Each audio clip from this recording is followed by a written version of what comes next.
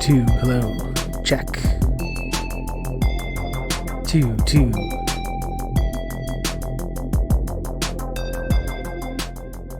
What's up?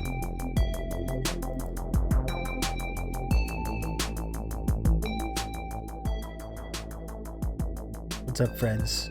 Friday night and we in the spot. As the song goes. Yeah, I'm hip. I'm with it.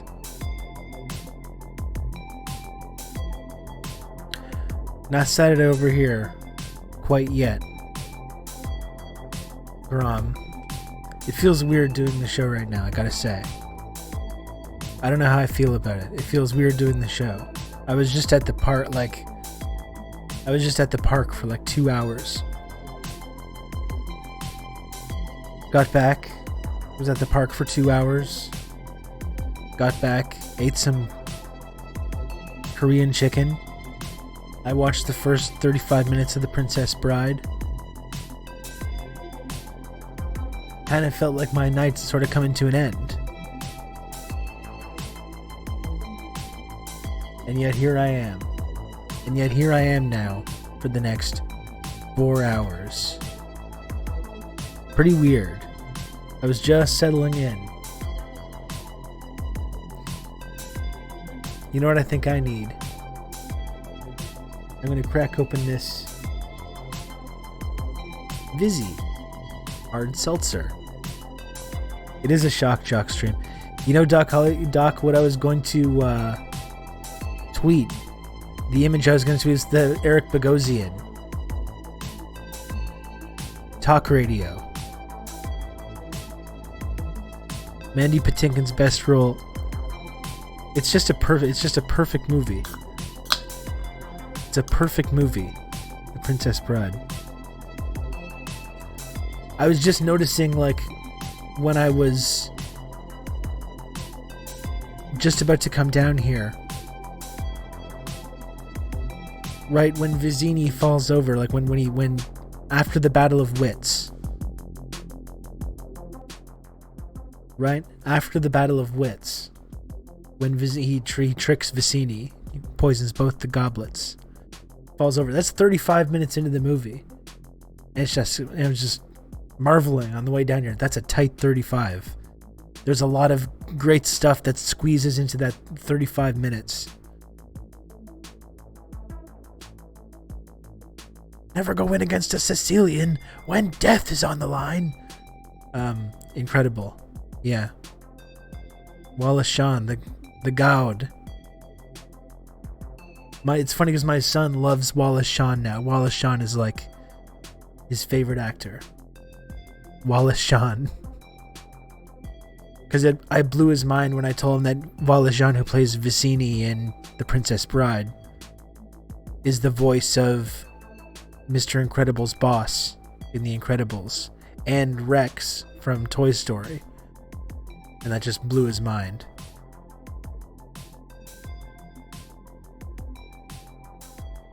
I think it is really great that Rob, after hearing about last night's watch party, is having an all-night Moonfall review stream with Collins. I gotta start trying to go to these events with you guys. I'm sure that was really fun to watch that flick. I'm sure it was really fun. I really enjoyed the banter and the short glimpse of the Twilight film that I saw. Well, went live right when I got just a little high. Carrier wave also high. Not me, though. Not me. Nope.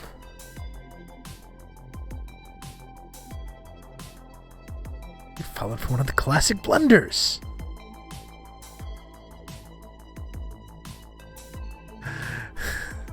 The first, of course, never engage in a land war in Asia, but only slightly less well known as this. Never go into...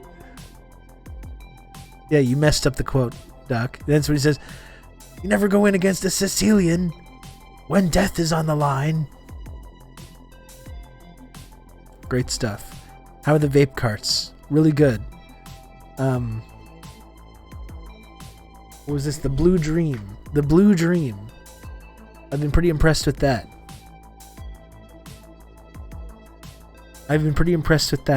It's got a nice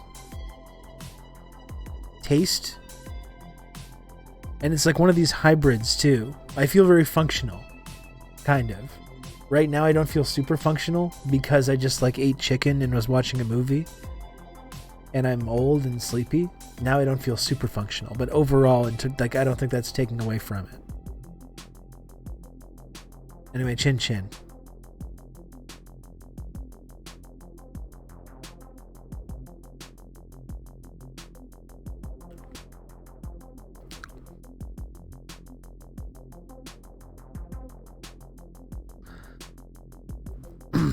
The first two acts were like a 50-year-old roller coaster, bumpy but thrilling, and the third act was a cinematic masterpiece.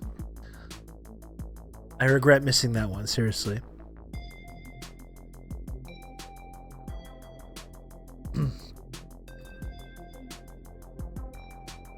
I want to try a vape since I hate smoking, but I'm not sure I'll like it any better. I don't want to go on in every episode about this, but I must admit, I do enjoy it. It's been kind of a life-changing experience, switching to that lifestyle. The pen lifestyle.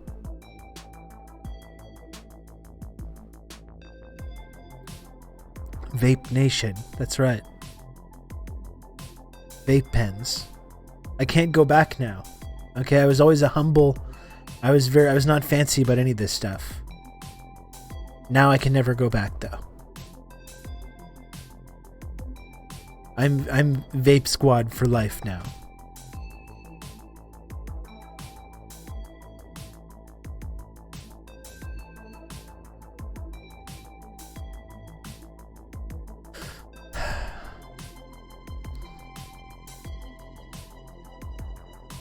Do people still say Vape Nash, or is that finally stopped? I didn't know that they did say that. I've never heard that. I was a bowl and blunt guy, now vape only, baby.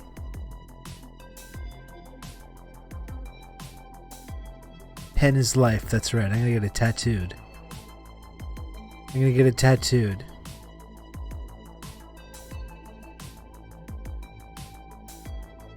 Right on my head. Pen is life. When do you get that sponsorship? That would be a great sponsorship to get. I don't know.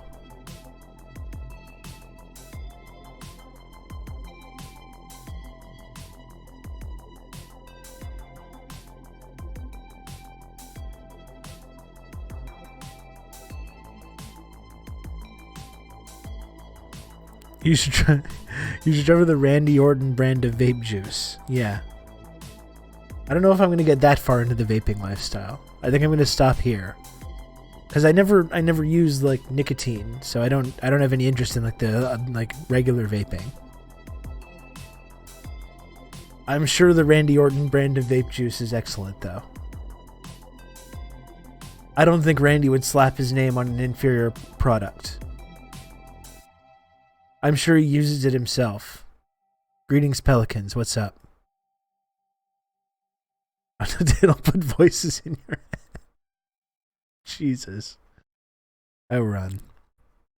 My goodness. I think your dad jokes are even worse than mine. Sometimes I feel like I'm the most middle-aged person in this community, and I thank you for some of those moments where you bravely step in. You bravely step in to present yourself rather than me. so I still feel like somewhat hip.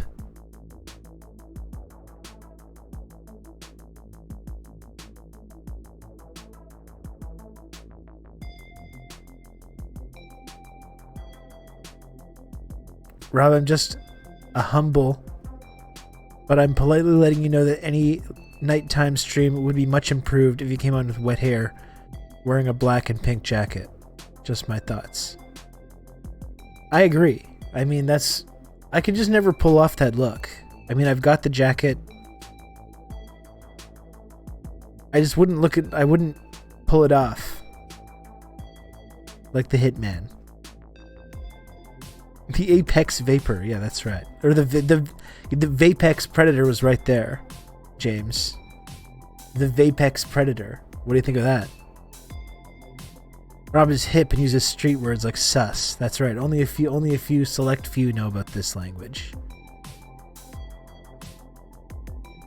Fellow night stream watchers. Hello, Red Scary. Welcome.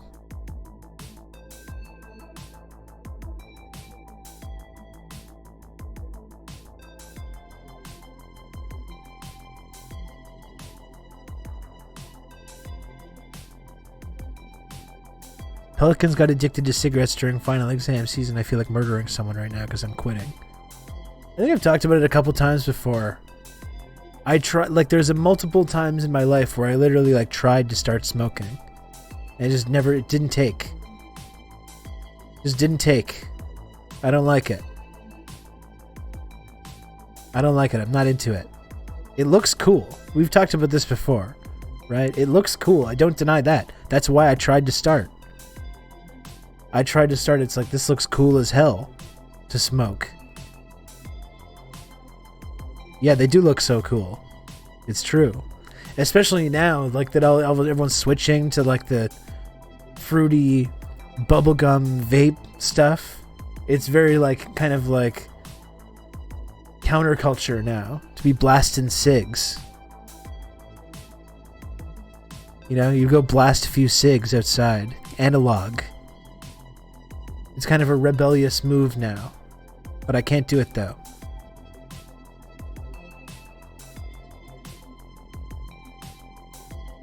I can't do it. Smoking is bad. It's true. It is bad. That's absolutely right.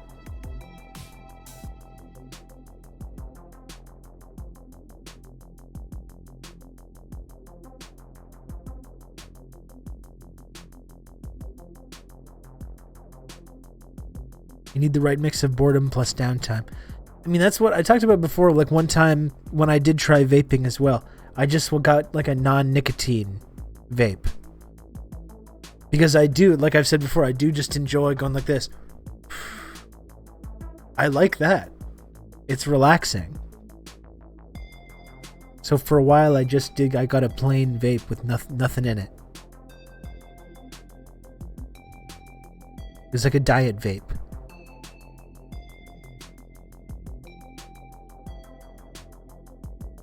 Now I'm THC only though. That's right.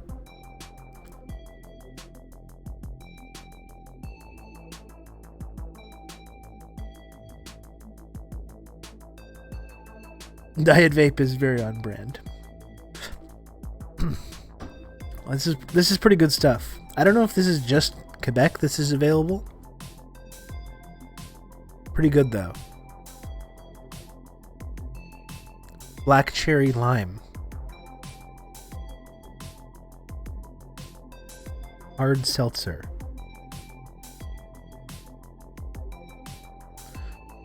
I was gonna say I could give you vape lung, but we know how that panned out. That's right. When I did that segment due to Red Scary's urging, when I did that segment on, are you not in on the vaping illness? I'm fully vaping illness pilled. After the time, I was 100% sold. I tried to be coy about it when I was doing it because I didn't want to spread misinformation, COVID misinformation. Once we did that segment, though, I became 100% vaping illness pilled.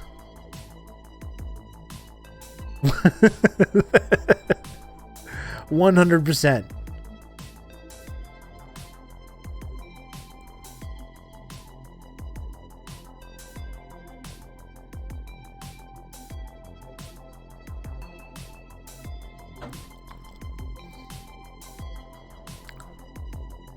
How many pillings is Red Scary responsible for in this community? Red Scary is supposed to be the one of us with like a responsible, like real job too, like a government job. You're supposed to be the responsible person in this community, and you're pilling everybody and all kinds of stuff. The pill pusher. The real TRRS sicko. It's true. Many people say this. Kids used to get the black lung. These days they get the cherry bubblegum vape lung. Gromstrino, you gotta get vaping illness pilled.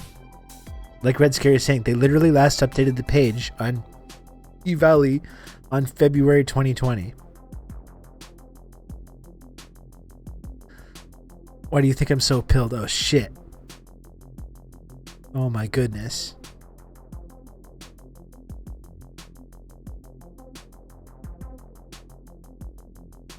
It is Red Scary the smoking man. That's right. We joke that Rob is a not cult leader, but Scary has me looking at the moon with absolute disgust and afraid to walk near any army base on account I'll end up in Fort Bragg. We're all going to be stashing fiat currency under the mattress. We're going to be stashing fiat.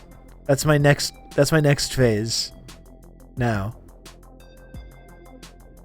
Pulling out all my savings, all my many thousands of dollars of savings that I have. Pulling all that out. I'm gonna put it in a little box and bury it in my backyard.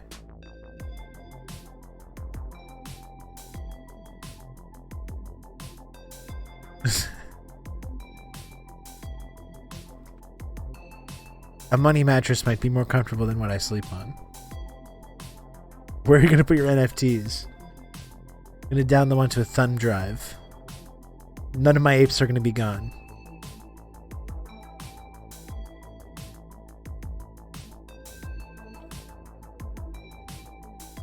Jamming all my crypto in the mattress and bury it in the pond.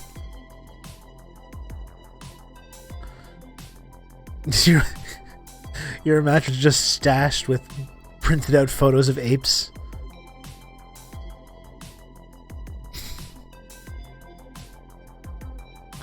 My apes have been slurped already. Oh man. Just missed it.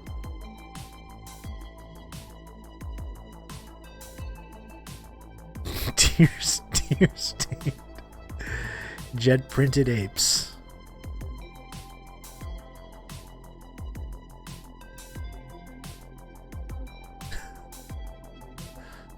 Oh man. So we had a bunch of new yeah, just sleeping on a bed of hard drives and USBs that contain all my apes. Bunch of new Discord community members. That was kind of cool. I'm gonna start advertising the Discord a little bit more. Getting more people in there. We're going mainstream.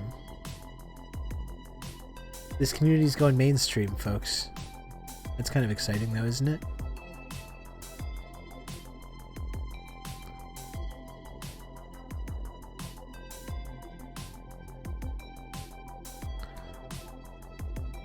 Pocket coin is the new hotness. It's a concept where you have coins in your pocket and you pay with them. That's crazy. So you can actually like physically pay for stuff with this currency. That's it. That's a crazy concept. You can like exchange this. You can exchange this pocket coin for goods and services. That's very interesting. It sounds way too fungible. Yeah. That is wild.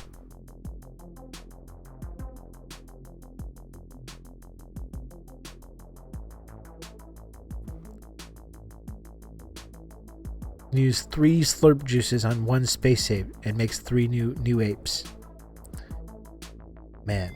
I think when I read that, I was really just like, it was like that scene in Terminator 2 when they're just watching the kids play with guns. We're not going to make it, are we? This is some guy, Rob Russo, some leftist based in Canada. I was turned on to this sick individual, and I found this. Hey, thank you for the raid, comrade. Clever name. Hello. Welcome, raiders. Hello. Thank you. Welcome.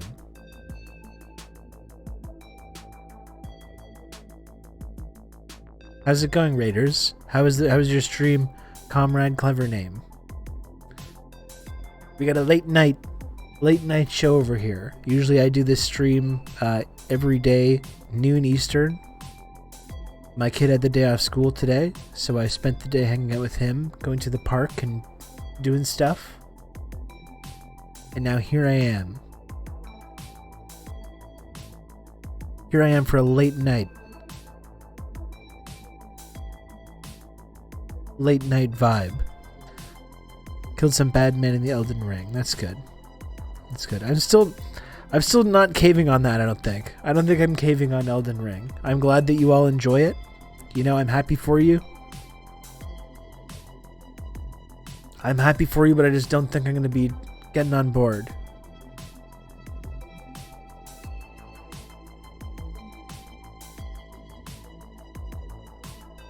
Play Stardew Valley. I mean, even just starting No Man's Sky was big for me. Which we might play this evening, by the way. We talked about a little bit later on in the show. Possibly doing some multiplayer No Man's Sky.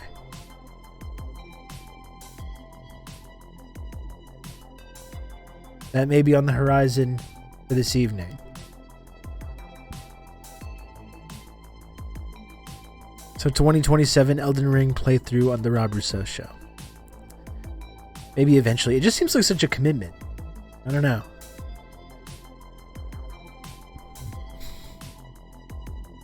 It seems like such a commitment. I enjoy sometimes watching people play it. I mean, it seems cool. I don't know. It seems cool, but it's just not for me, I don't think.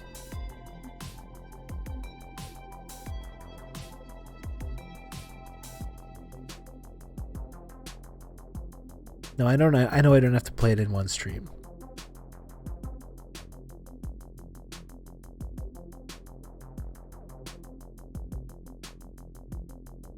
I still wonder if New Vegas would be good. Might find it a bit slow. Well, that's the other thing. Like that's been a long time playthrough possibility as well. Either Fallout 3 or New Vegas. That could be kind of cool. I would love to see how Rob handles the tricky political situation. Oh, in New Vegas. Oh, that's interesting. Instead of a call-in show, we can all have someone steam in Elden Ring. We can all enjoy watching.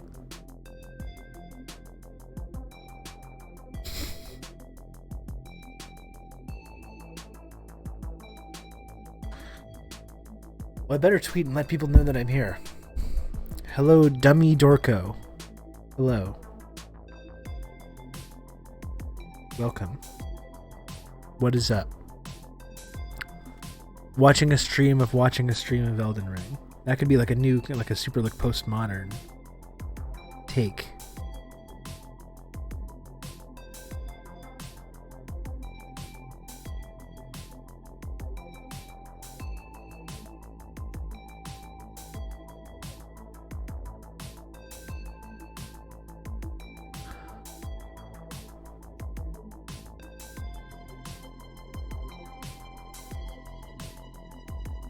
Yeah, steam in.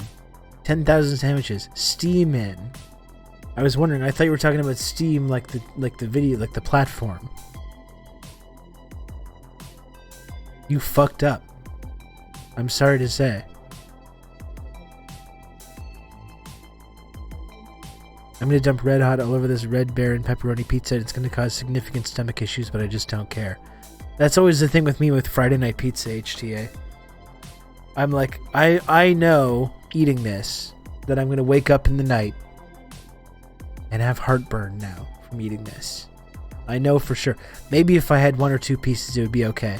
Obviously, that's not what ends up happening in those situations, is it? You got to have, 3, 4, maybe more. I don't know, depending. Maybe a brewski or two. If that's what you get into. I don't know. Or whether you're part of Sober Caucus. And it's just so great. But I know when like going into that, I'm like, I am gonna have heartburn later, and it's gonna be unpleasant, and I just accept it. I just accept that that's what's gonna happen.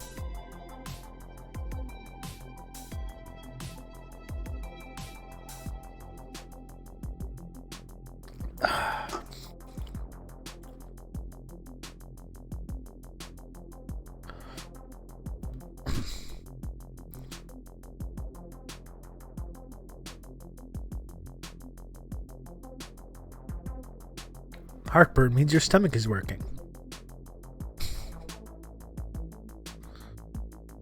How would the TRRS NMS collective feel about having someone with almost no knowledge of the gameplay joining, asking for a friend? I mean, I'm not an expert either, 10,000 Sandwiches. I've only put a couple hours into it. Like, you really just need to play the opening bit that kind of teaches you how to get your ship running and everything, and how the game works, and then that's all you really need to know.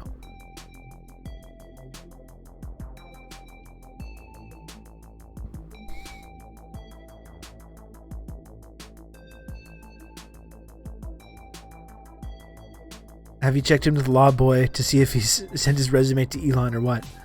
And Elon's meltdown is so crazy. Law Boy should check in with that. The fighters.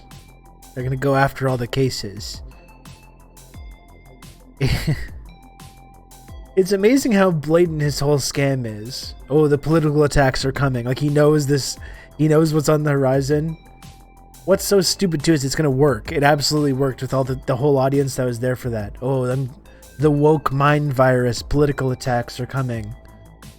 And that's all you need to say now, and you have this whole millions of people just be like, "Whoa, good. Thank you, sir."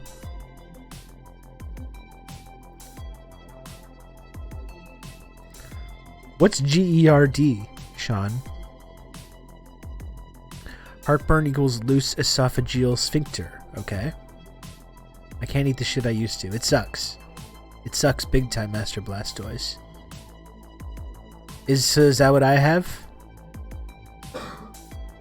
Doc, I have a loose esophageal sphincter. I see.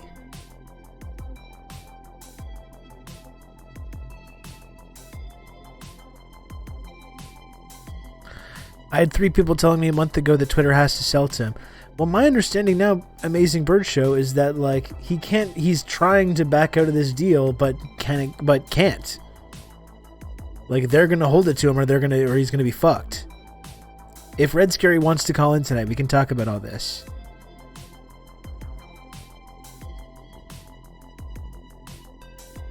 Gastroesophageal reflux disease. Jesus. I'm just falling apart. Falling apart at the seams.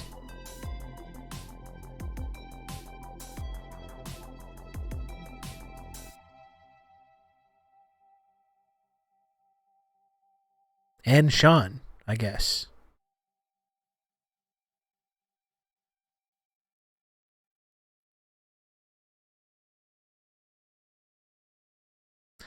Twitter will sue him and take him to Delaware court. It's just with how valuable Tesla stock is too.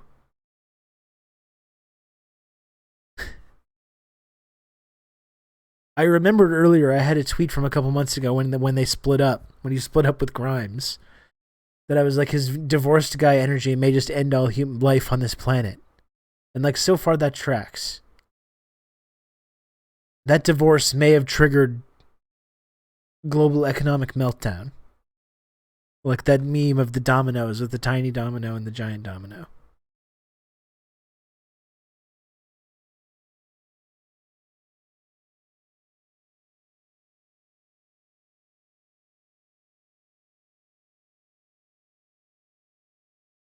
Tesla's dropped 40% since April 4th. And Bitcoin collapsing at the same time, and that's all linked together.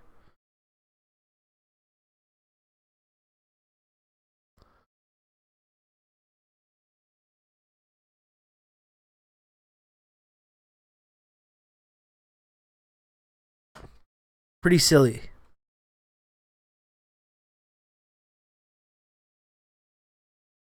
So here's the question: do we want to try and pull off this late night call-in vibe? I saw Doc had some interest in calling in. Doc Hollywood. I believe Red Scary has some interest. Do we have any other takers? Any other call-in wanters? Phil Collins.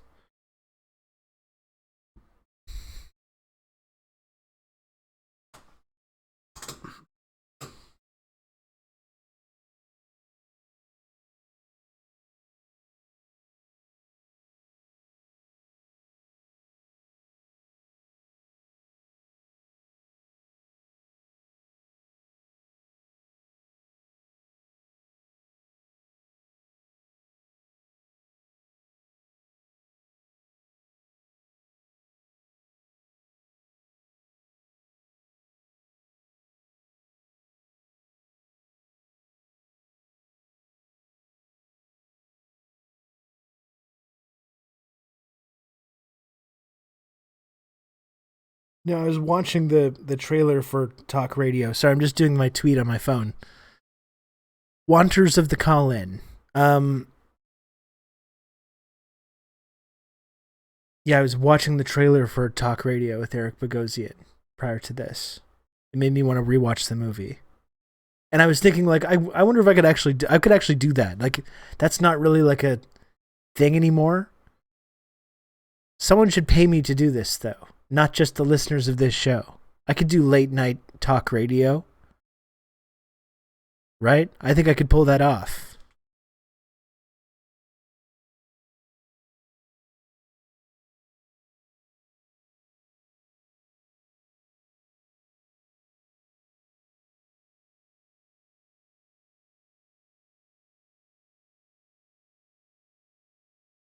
First, I saw this just before logging on, and I don't recall this ever happening. I don't recall this incident ever happening. I don't know if you do. But Mitt Romney boxing Evander Holyfield. Does anyone have any recollection of this?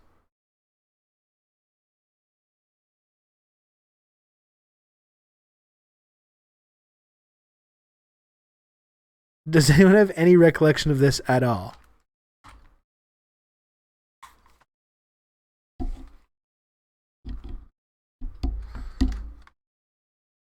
He weighed in at a ready 179 pounds. He'll make his boxing debut here tonight in Salt Lake City. His political record, 1 win and 1 very big loss.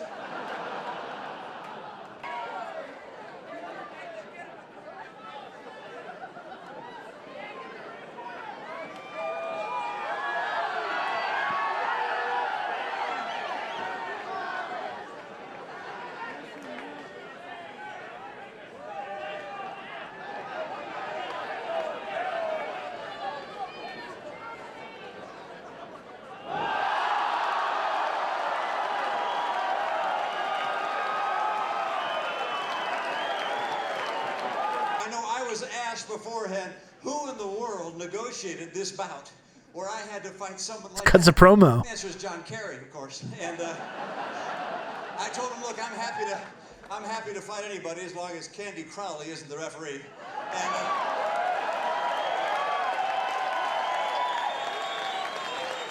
I said, listen, this is real. Yeah. Please, champ, don't beat my brains out, because if you did, I'd have to become a Democrat. And he's got jokes.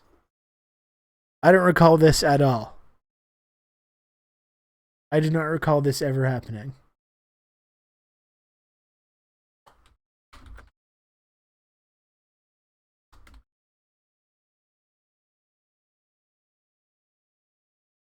I would like to watch this again.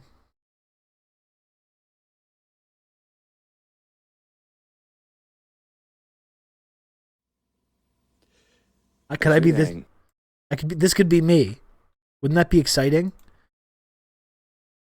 This is the vibe we're trying to bring tonight, folks. Okay?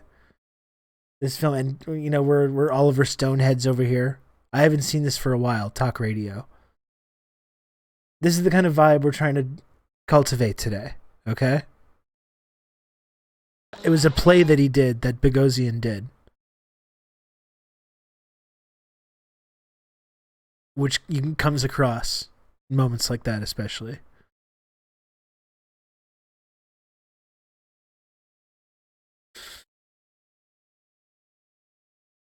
If I was ever going to see Rob lose his mind, I would like to go more like the pre-taped Collins show, Mr. Show sketch. That was a good one. That was a good one.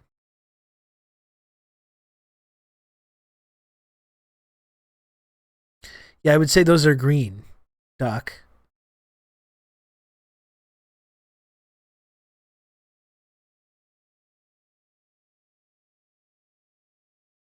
Anyway, this is the fine. I don't know. Maybe I'll have a manic breakdown tonight. Maybe I will. We don't know that I won't. It's still early. It's only 9 p.m. It's only 9 p.m. I could still have a manic breakdown like this. Who's to say I won't? Yeah, I've seen Pump Up the Volume. Yeah.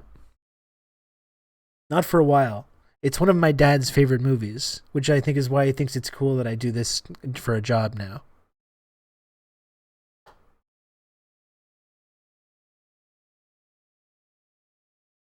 The night is young. I'm not ruling out a manic breakdown.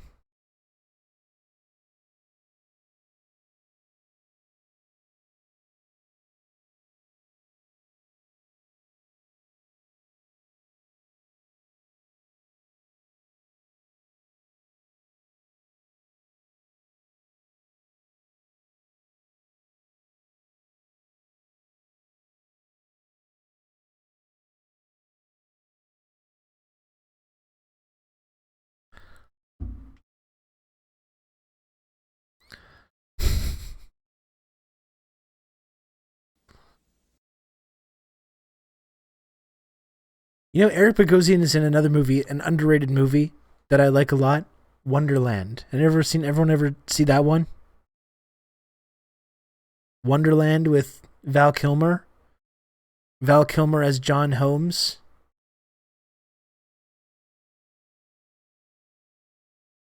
Underrated flick, I would say. Really enjoyable.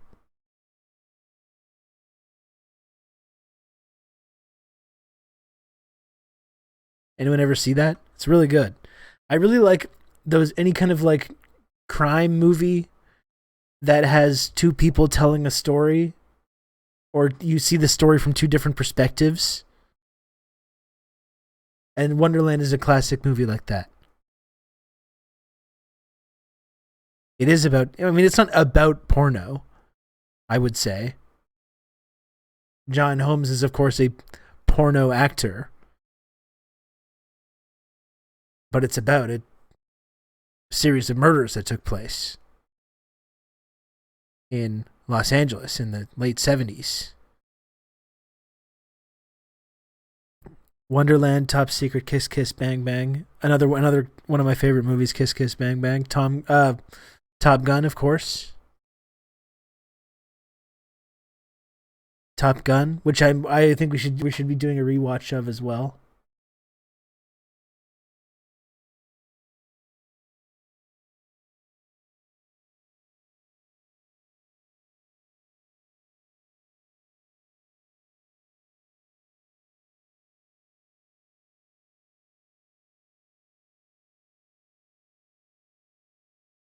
Val is back. I don't think he's in the new Top Gun because I think he's like ill. Like he can't. I don't think he can talk now. I'll take Nice Guys over Kiss Kiss Bang Bang. I enjoyed that one as well, but not to the same level. I did enjoy it a lot though. No, it's not Bruce Willis because he has like aphasia. Val had like cancer. Like I think he had like throat cancer or something. He has a credit for it. Yeah, maybe maybe he shows up somehow.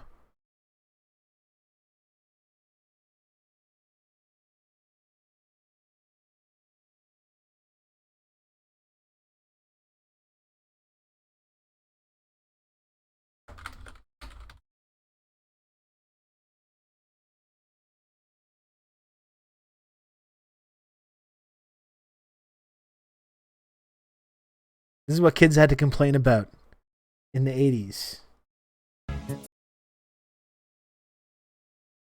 All I have to do is go to the mall, get high. What are kids doing now? They're like, I literally don't have a future.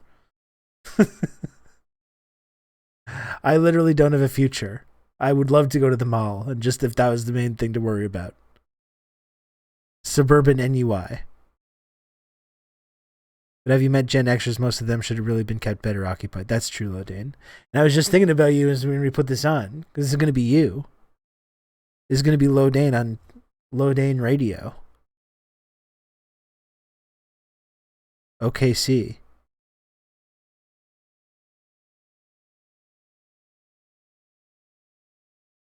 Going to the arcade? That sounds wonderful.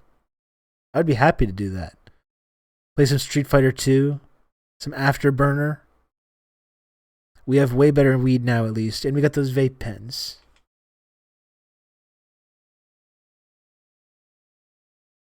We got the vape pens. So I guess we have that. Time Crisis. Virtua Cop.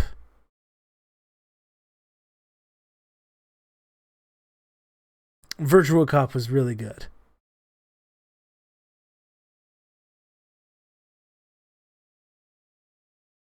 Have you seen American Graffiti? Boomers had it made. Yeah, seriously.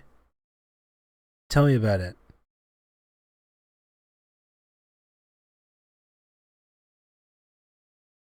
And then they were like, no one will ever be able to live this lifestyle again. Only us. Only us.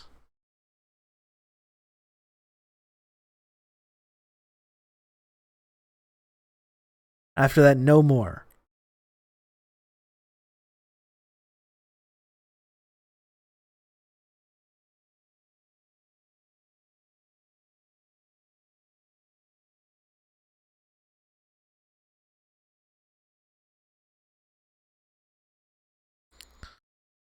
The Aerosmith shooting game. That's right. In the dystopian future, when you've got to defeat the forces of fascism with Aerosmith's rock. That was fun. Revolution X, of course.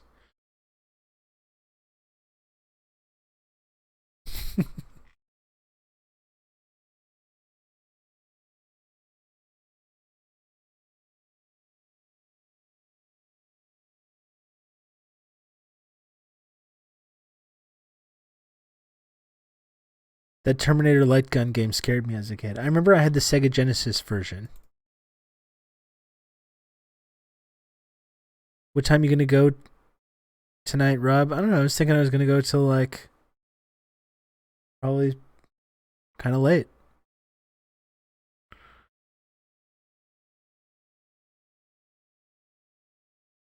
was thinking 8 to 12. That was my idea.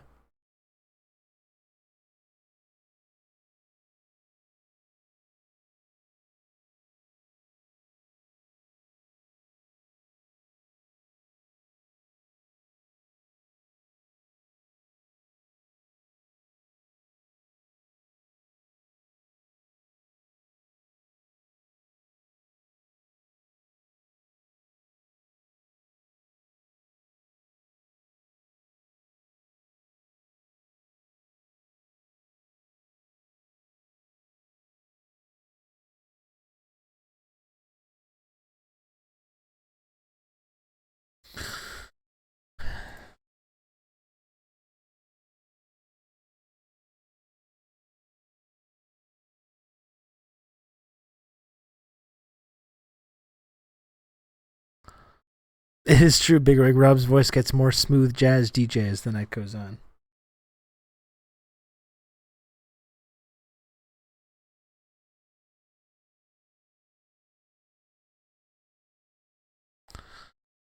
When it gets to be late at night, in bedtime, that's when it goes down to this register. And I start talking like this. Back at you with the quiet storm.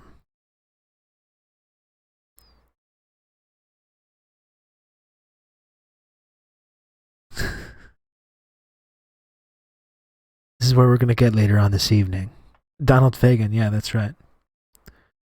With jazz and conversation from the foot of Mount Belzoni.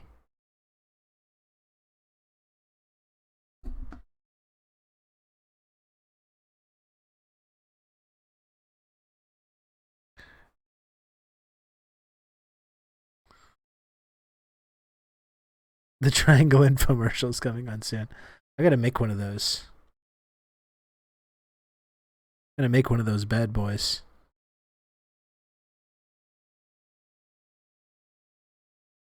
And now Is that a thing?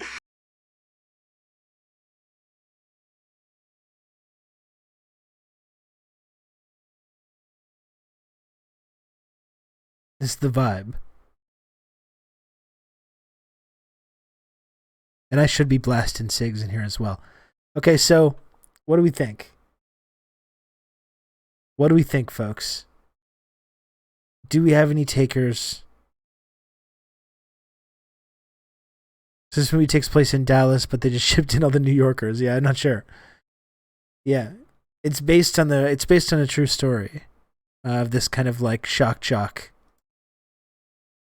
in Dallas. I don't want to spoil the ending. I don't want to spoil the ending too much, but it's pretty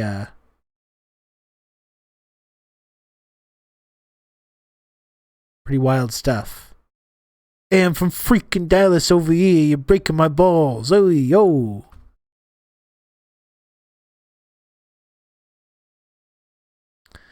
Yeah, Duck, what do you think? What do you think? I'm in freaking Dallas, Texas over here. Oh.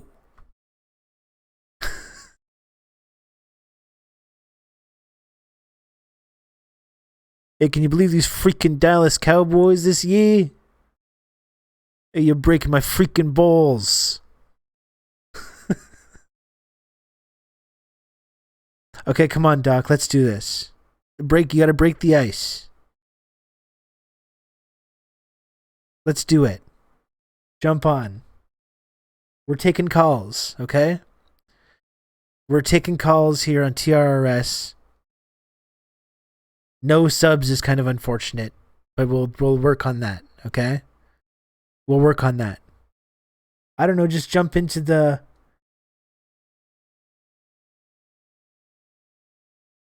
I think you should be able to jump into the green room and I can pull you in. You like this accent? That's good.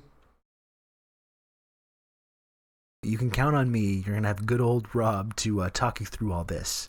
Oh, thank you, James. And it's okay if you're super high. You can call in still. Thank you for the gifted sub. I appreciate it. But if you do want to call in, even if you're super high, that's fine. That's totally okay.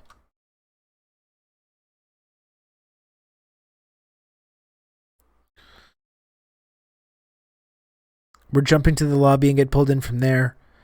Sorry, I'm not there to sound check. I have a bus to ankle, and Doc Hollywood has not volunteered to fix it. Yeah, I saw that just earlier, Lodane. I'm sorry you hurt your ankle. That sucks.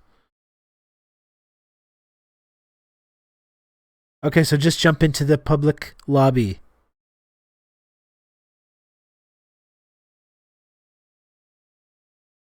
Okay, pull Doc onto on air. Hello, caller. Hello, caller. You're on the air.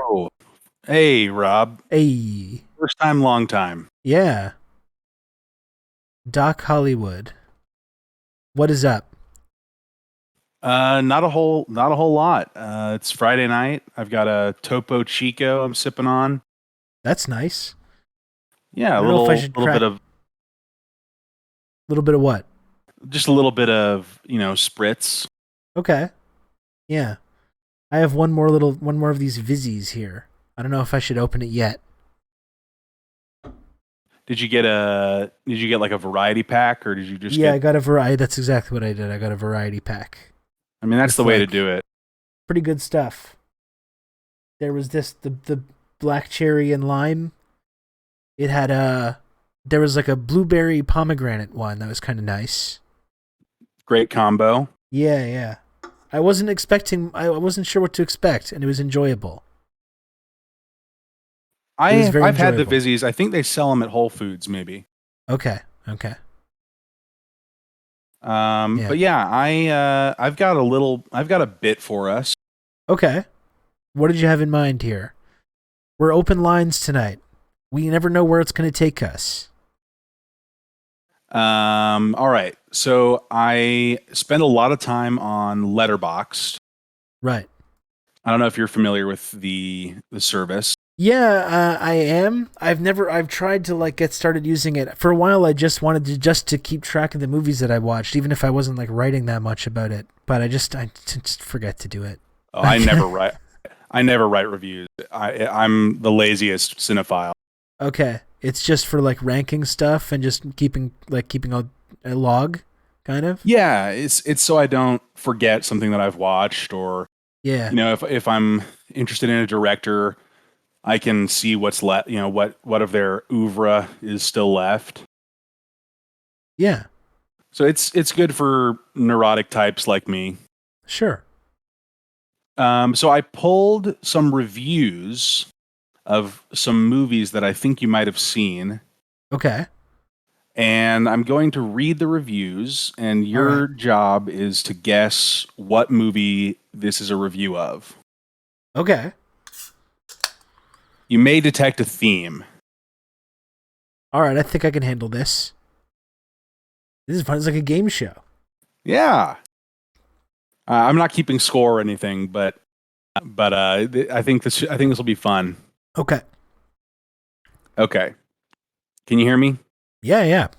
Okay. Let's do this. I'm doing push to talk. I've been doing push to talk, but I might switch that. But anyway, we're getting into the weeds now. Okay. Yeah. Let me find a good one to start with.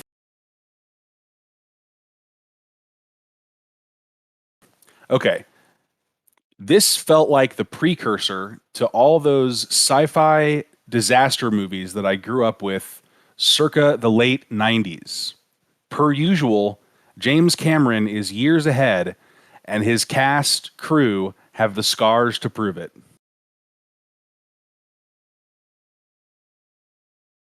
That's all? They're all pretty short. So I was trying to pull reviews that don't give the game away. Okay, let me hear it one more time. This felt like the precursor to all those sci-fi disaster movies that I grew up with circa the late 90s. Per usual, James Cameron is years ahead, and his cast and crew have the scars to prove it. Uh okay, so I'm going to say T2? Ooh, that one was The Abyss. Oh. Okay, But so it was the maybe precursor to the Okay. Hey, by the way, Ben, thank you very much for the 14 months. Ben, I appreciate you. Thank you very much. heck yeah. Bleep Blump Ben. We love Ben. Yep. Okay. I mean, I love The Abyss. It's probably the James Cameron movie that I've seen the least.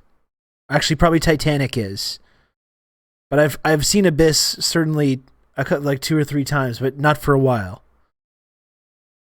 Okay. I wouldn't I guess it is sci-fi, yeah, in a way.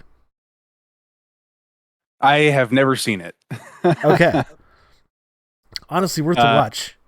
Oh, I believe it. I'm sure all of Cameron's, major main features are worth watching. I think I'll be sharper on this too, because the whole thing about having the scars to prove it, I think that's a big thing about The Abyss, is that he was like totally like torturing the cast and crew, building these insane like underwater sets and having all his actors like going through all this crazy shit and demanding all his crew imagine probably pulling off this never before done filmmaking technique half underwater. I should have picked up on that. Well, he's a big fan of water, is my understanding. This man loves water. It's true. I love respect sparkling water. Yeah. Okay. All right. Probably would have liked this more if the cat had more screen time, to be perfectly honest. Okay, so that is Alien. Do you want to take a second and That's all the review is, just to reference it. So is it Aliens? Aliens? There it is. Okay. You're Because the picking cat, up. the cat picking does up on the get quite a, theme. the cat does get quite a lot of screen time in the first one. Don't forget, Ridley Scott was the director of Alien. Oh, okay. So this is all Cameron. Is that what you're telling me? I didn't say that. Okay. It sounds like you're implying it. Okay. I thought this was just part of the Rob canon. Oh no. Maybe next time I'll once I have a better idea of some other flicks that maybe I'll do like oh my God, who's your favorite filmmaker? The one that did the writer of The Social Network. Yeah, Sorkin. Yeah, of course. Yeah, Sorkin. Yeah. Thank you. The names come really slow to me. Yeah, of course. Okay. Big Sorkin head over here. Everyone knows this. All right, here we go. Okay. Who would have thought that a Canadian would go on to make the most American film ever made?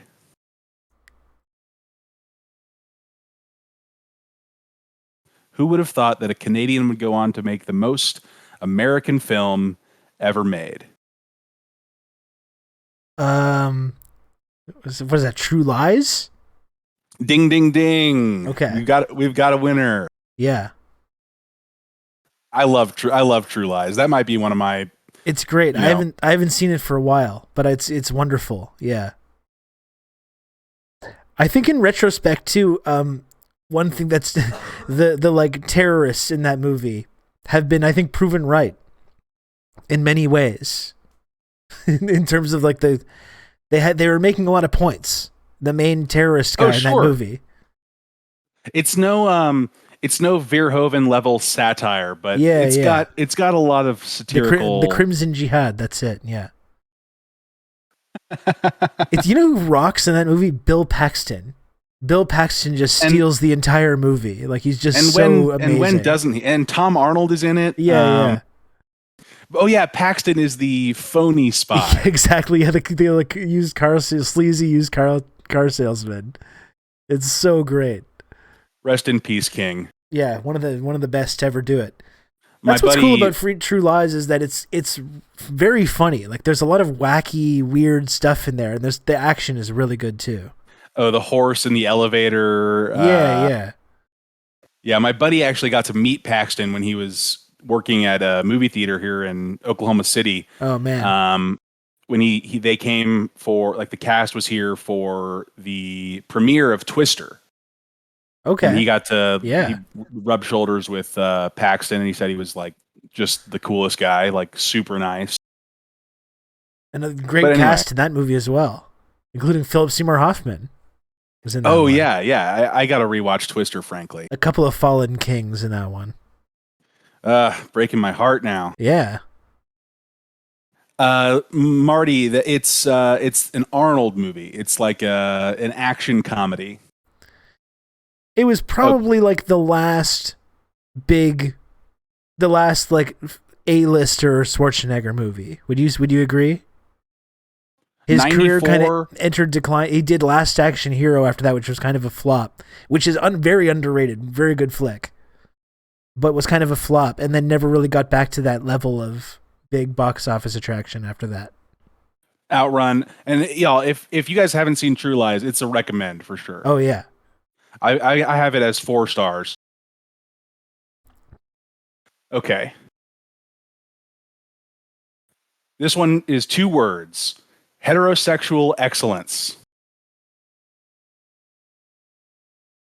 Okay. Heterosexual excellence. You've just become an elite member of the Friendship Triangle. Oh goodness, Gen X Bushy. Thank you very much for the 5 gifted subs, Gen X Bushy. Look at that, 226 gift subs in the channel. What a legend. Absolutely legendary viewer. Thank you so much, Gen X Bushy. Sean Me, I think you misheard me, and Plunger Man, I think you misheard me when I said heterosexual excellence. Yeah. Um, because we're even running low on.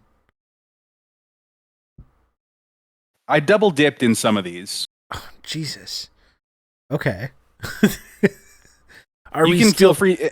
You can feel free to cut me off anytime for sure. No, that's fine.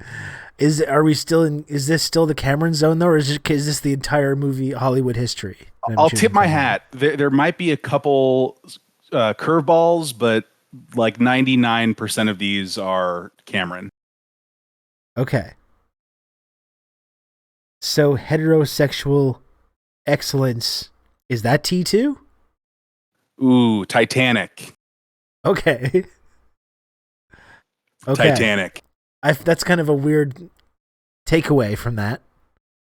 Yeah, like I said, I was trying, like, a lot of people have like earnest reviews, Yeah. and I wasn't going for those. Okay. I was going for the one or two sentences that are kind of opaque. Yeah. Okay. Well, I'm just going to keep guessing T2 and eventually I'll get it. Certainly. Okay. All right, here's one. Straight up masterpiece. Every shot, every beat, every edit, every performance, every moment feels precise and effortless at the same time. Peak Cameron for me. T2. You are correct, sir. Hey. There we go. I can't, this guy doesn't miss, as they say. Yeah, yeah. Although I would have described T1 like that as well, which is still just rewatching clips of it the other day on the stream was so fun for me because I just love that fucking movie so much. But T2 is just it's Cameron at the top of his game with Schwarzenegger at the absolute height of both of them at the absolute height of their powers, huge budget, and he just kills it on every level. Oh, Dakadun, you haven't seen Terminator? Dakadun, it's so good. It's so fucking good. The like I said, the Cameron oeuvre, I can't endorse The Abyss because I haven't seen it, but he doesn't miss either. Yeah. Okay, here's another one. James Cameron is a god. Avatar. Ooh, that was a trick question. It's T2 again. Oh, oh come on, man. Well, I got to keep you on your toes. Yeah. Jeez. Okay. And I don't know about that, but and Outrun has never seen like so many movies that I would consider complete like essentials. So many of the times this stuff comes up and Outrun's just completely just like, what? I've never even heard of this. What is this? Yeah, okay. And I'm just like, what is this? This is crazy to me. This one's fun. Deserves every accolade. The Citizen Kane of movies. T2. Ooh, that one's actually Citizen Kane. Oh, okay. Oh, I gotcha.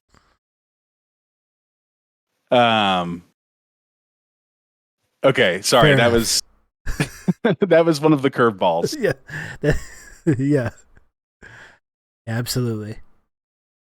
All right, here's a funny one. James Cameron spending $70 million on this shit instead of marriage counseling is by far the biggest flex in Hollywood history. $70 million. James Cameron spending $70 million on this shit instead of marriage counseling is by far the biggest flex in Hollywood history. Is that like the deep sea like documentary underwater thing? I didn't pull every Cameron movie. Okay. They're all narrative. They're all fiction films. Okay, I see. 70 mil. Is that?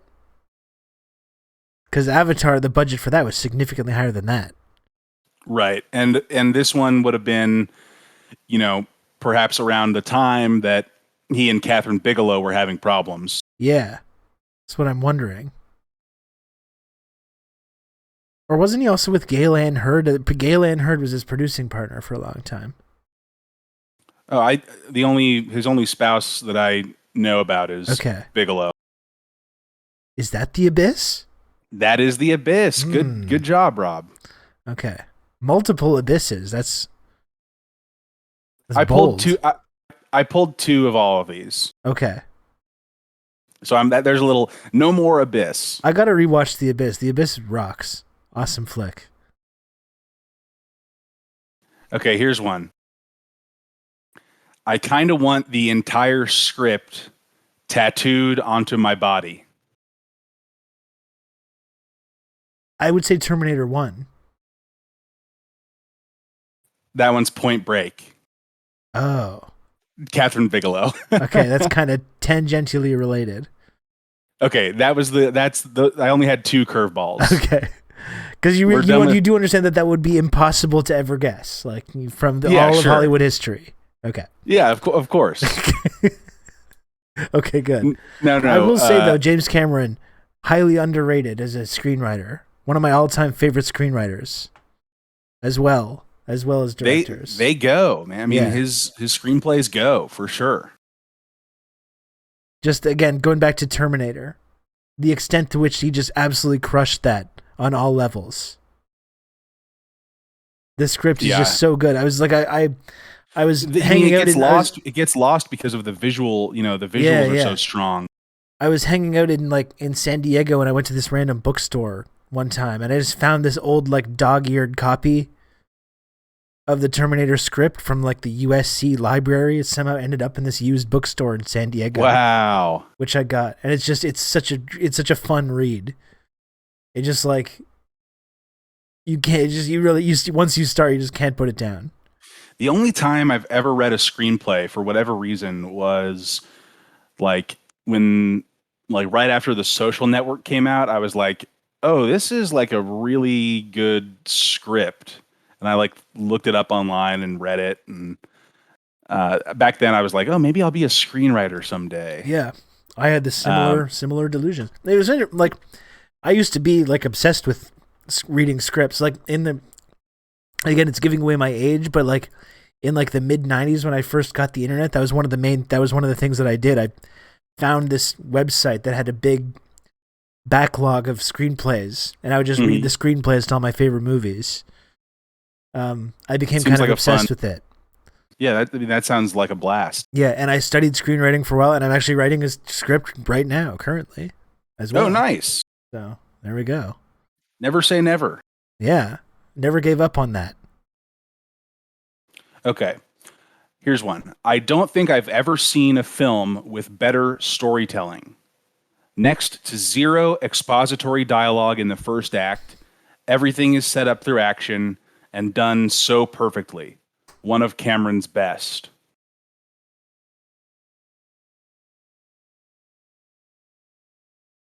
Is that Terminator 1?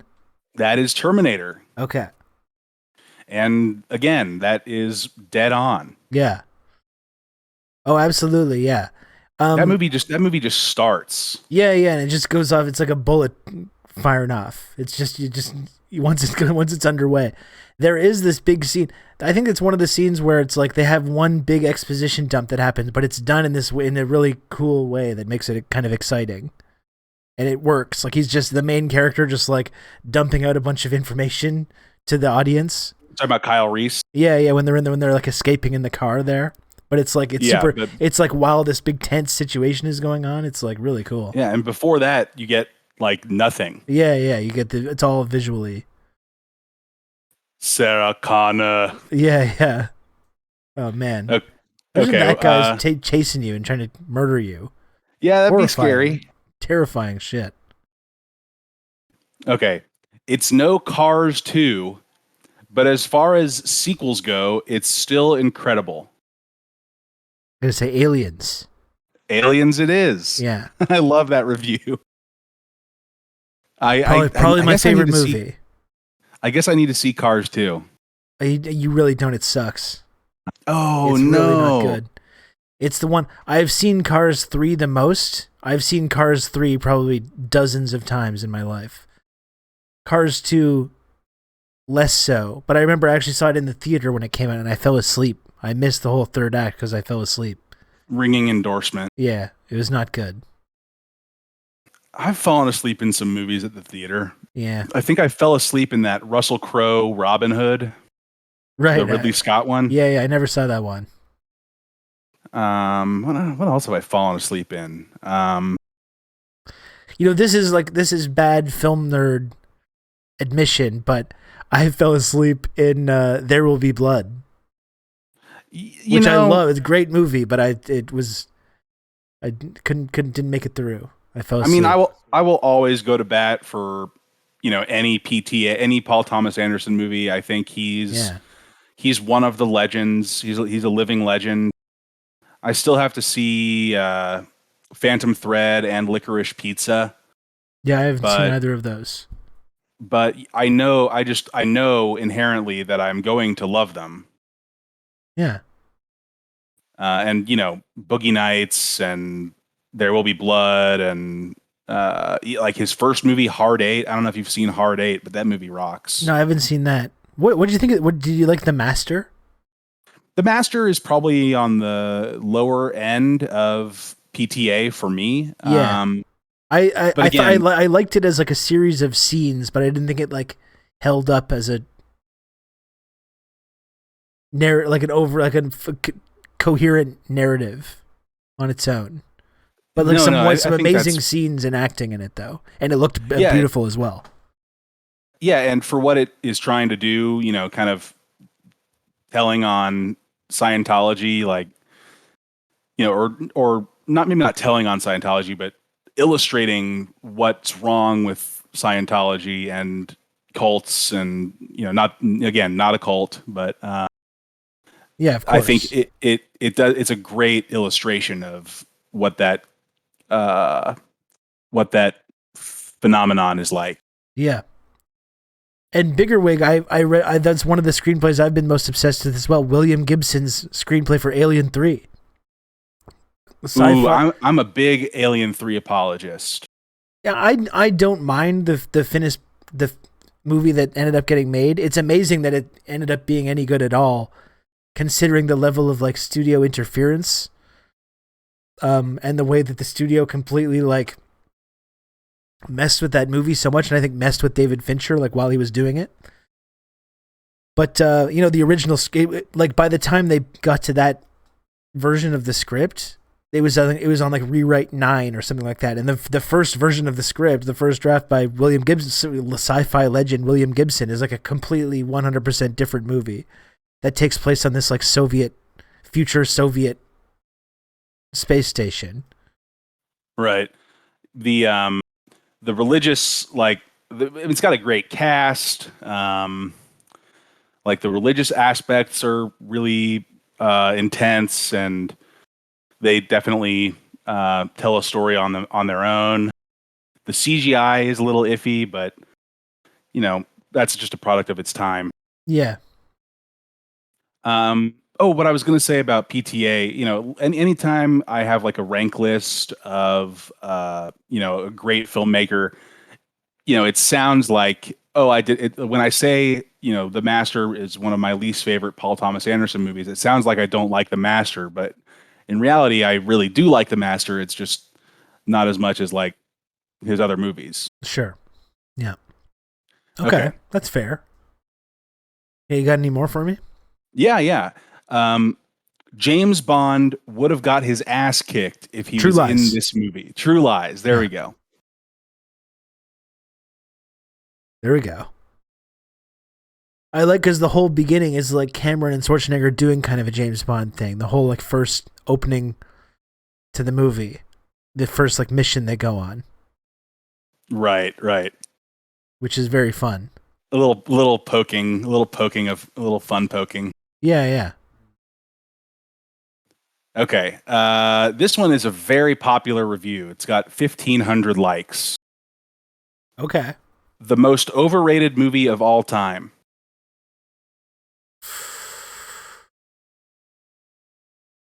I'm going to say Titanic. My friend, that one is Avatar. I'm sorry. Ridiculous. I didn't write it. Yeah, no, I know. You should have included a trigger warning on that one because that's upsetting. Oh, that's upsetting. I'm sorry. Okay. I guarantee, Doc. I guarantee, 100% guarantee, whoever wrote that review, and they probably had this big smug, shit-eating grin on their face, and they're writing, all the likes I'm going to get on Letterboxd for this. They're going to be there opening night, Avatar 2. They're going to be sitting their asses down in the theater, watching Avatar 2, going like, I'm only watching this because I don't like it or whatever. And they're going to be there opening night, I guarantee. And they're going to love every moment of it. You're probably dead on accurate there. Yeah, they're going to love every moment of it. And then they're going to walk out like wiping tears in their eyes, just being like, no, I didn't like it. It was stupid.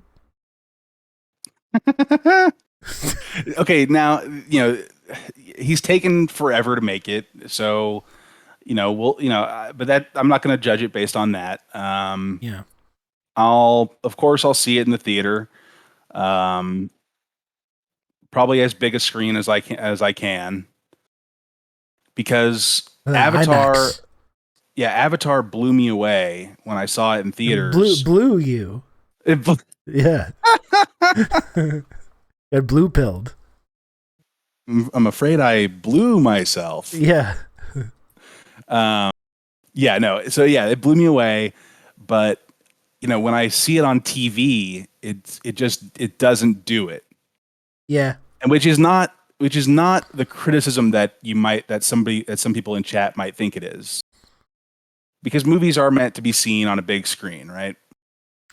Yeah, it's like an amusement park ride almost. I still think it looks great, though. I mean, I watched it. I have a pretty decent-sized TV, and I still think it looks great watching it now.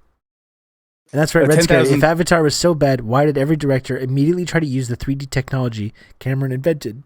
Except when they did it, it was all lame and looked like shit. Great question. Yeah, everybody's talking about my laugh. I don't fake it. I'm easily delighted. Yeah. Okay, I've got a few more, and then I'll jump off. Okay, sounds good. All right, how can something be so fun yet so boring at the same time? You know what I'm going to say? Also, Avatar. Nope, that one is The Terminator. Oh, Jesus. I know. It's got 1,000 likes. That person should be in jail. Like, that's just. But I saw a couple. There's no other. I saw a couple with that same theme. Yeah. Yeah, it seems like some, and this one is. It's these goddamn millennials. Yes, they need 9,000 cuts in every single action scene. Where's my CGI? Where's my blue screen? Don't get me started on 9,000 cuts in a scene. I might start talking about Moonfall. Yeah. Fucking kids. I struggled through the first half of that movie, but yeah. At the end of the day, I enjoyed Moonfall. It was good garbage. Yeah. No soy banter in Terminator. Where's all the soy? Where did Kyle Reese go? Like, oh, he's behind me, isn't he? We needed to hear more of that. Yeah. Like I said, I got to rewatch Terminator. I've only seen it like once or twice, I think.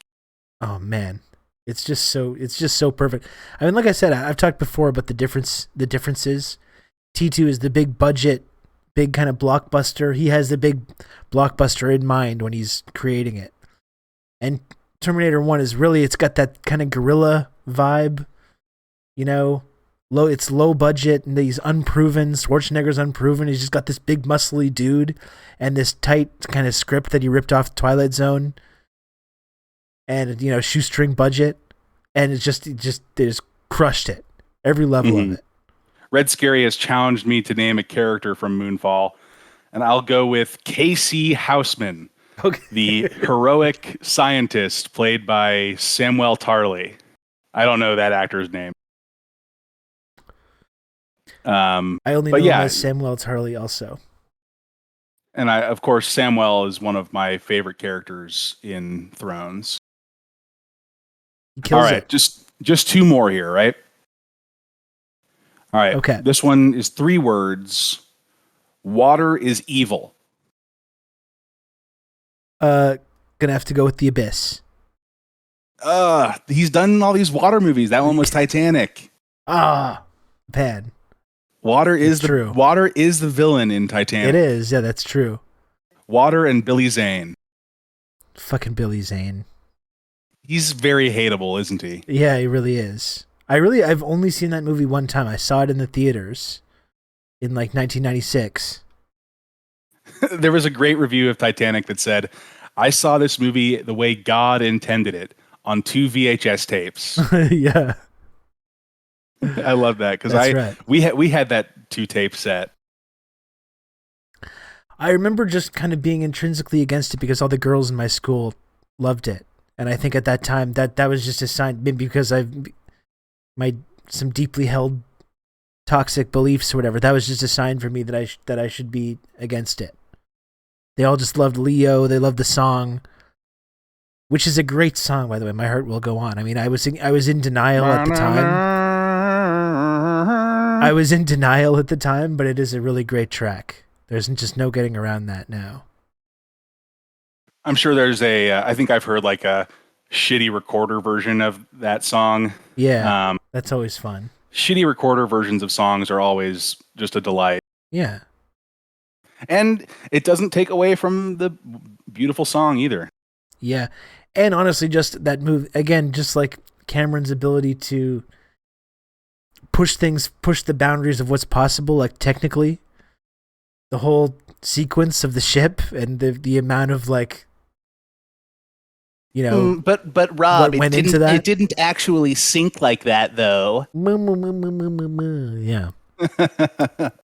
No, it is incredible.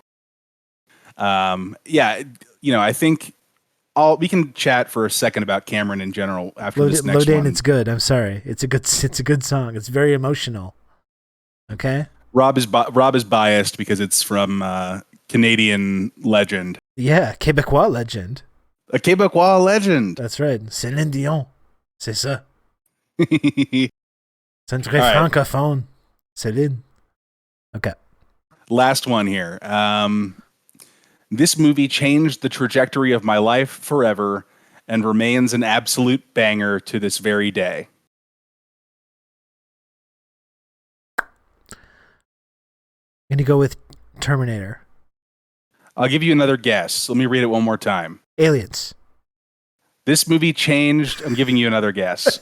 We got to go out on a win. This movie changed the trajectory of my life forever and remains an absolute banger to this very day. T2?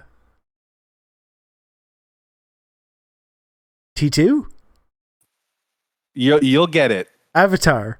There it is. Yeah, okay. I had to redeem the shitting on Avatar review. Yeah, that's not cool. That was not cool for that person to say that. Well, thank you so much, Rob. I think the takeaway here. Yeah. I think the takeaway here is Cameron slaps. He's just the guy. He's the guy. That's all. That's all there is to it. I do wish he had a few more movies like True Lies, Yeah. Because he does go for the spectacle so much. And he is so good at making these like medium to large budget movies that aren't, like these exorbitant budgets. Yeah, I was saying last time this came up, I think. I would like to see him go back to that kind of style of filmmaking. Just a little bit, just pull it back a little bit. And just try to just tell a good story rather than like feel the need to like reimagine what is physically and technologically possible. You know, he just has to go big though. He can't help himself. He I think it's a valid criticism to say that he's gotten lost in the Avatar sauce. It is a bit true, but he's going to deliver though. There's three whole new movies coming out now. I'll be there to see the movie. Maybe not opening night, but I'll see it in the theater. Yeah. If he keeps his promise, if he gets like 3, 4, and 5, or 3 and 4 out in the next 5 or even 10 years, that would be cool. I remain somewhat skeptical, but I'll be there for him. Yeah.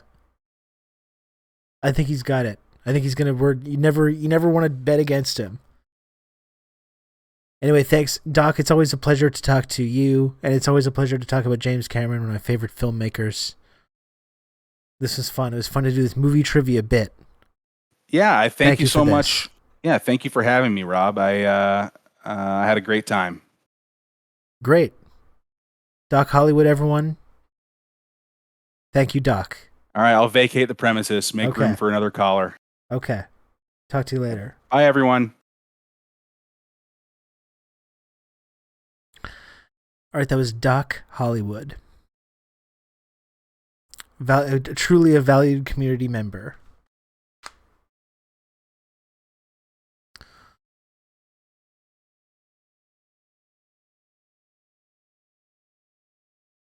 That was fun. Always fun for me to talk about James Cameron, which seems to come up more often. More and more on this show. And an actual doctor. This guy's got a great voice and ideas. I wonder if he streams anywhere. It's true. I wonder.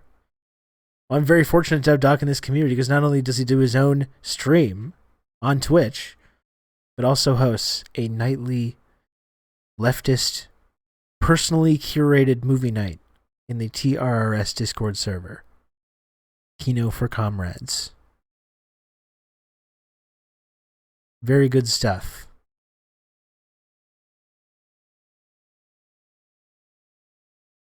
So do we have any other takers? Is there anything else that anyone wants to talk about?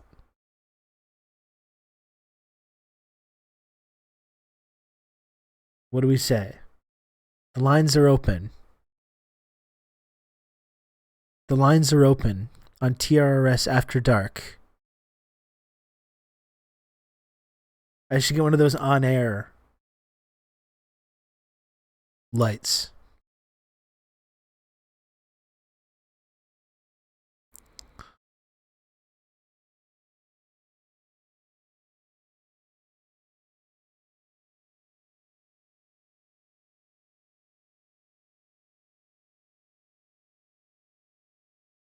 An independent station.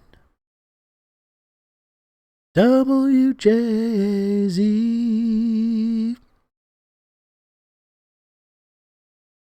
Last time I looked, those on-air lights were actually a little more expensive than I wanted to pay. Yeah. Lodane, do you have anything you want to talk to? Are you like at home or are you like in transit right now? Lodane, you could call in. Okay, we've got Red Scary, everybody. Red Scary is calling in next. We're going to hear from community member Red Scary. I would love to, but I'm not at the house. I plan on trying to go there soon, so I'll happily hop on one from there. Okay, cool.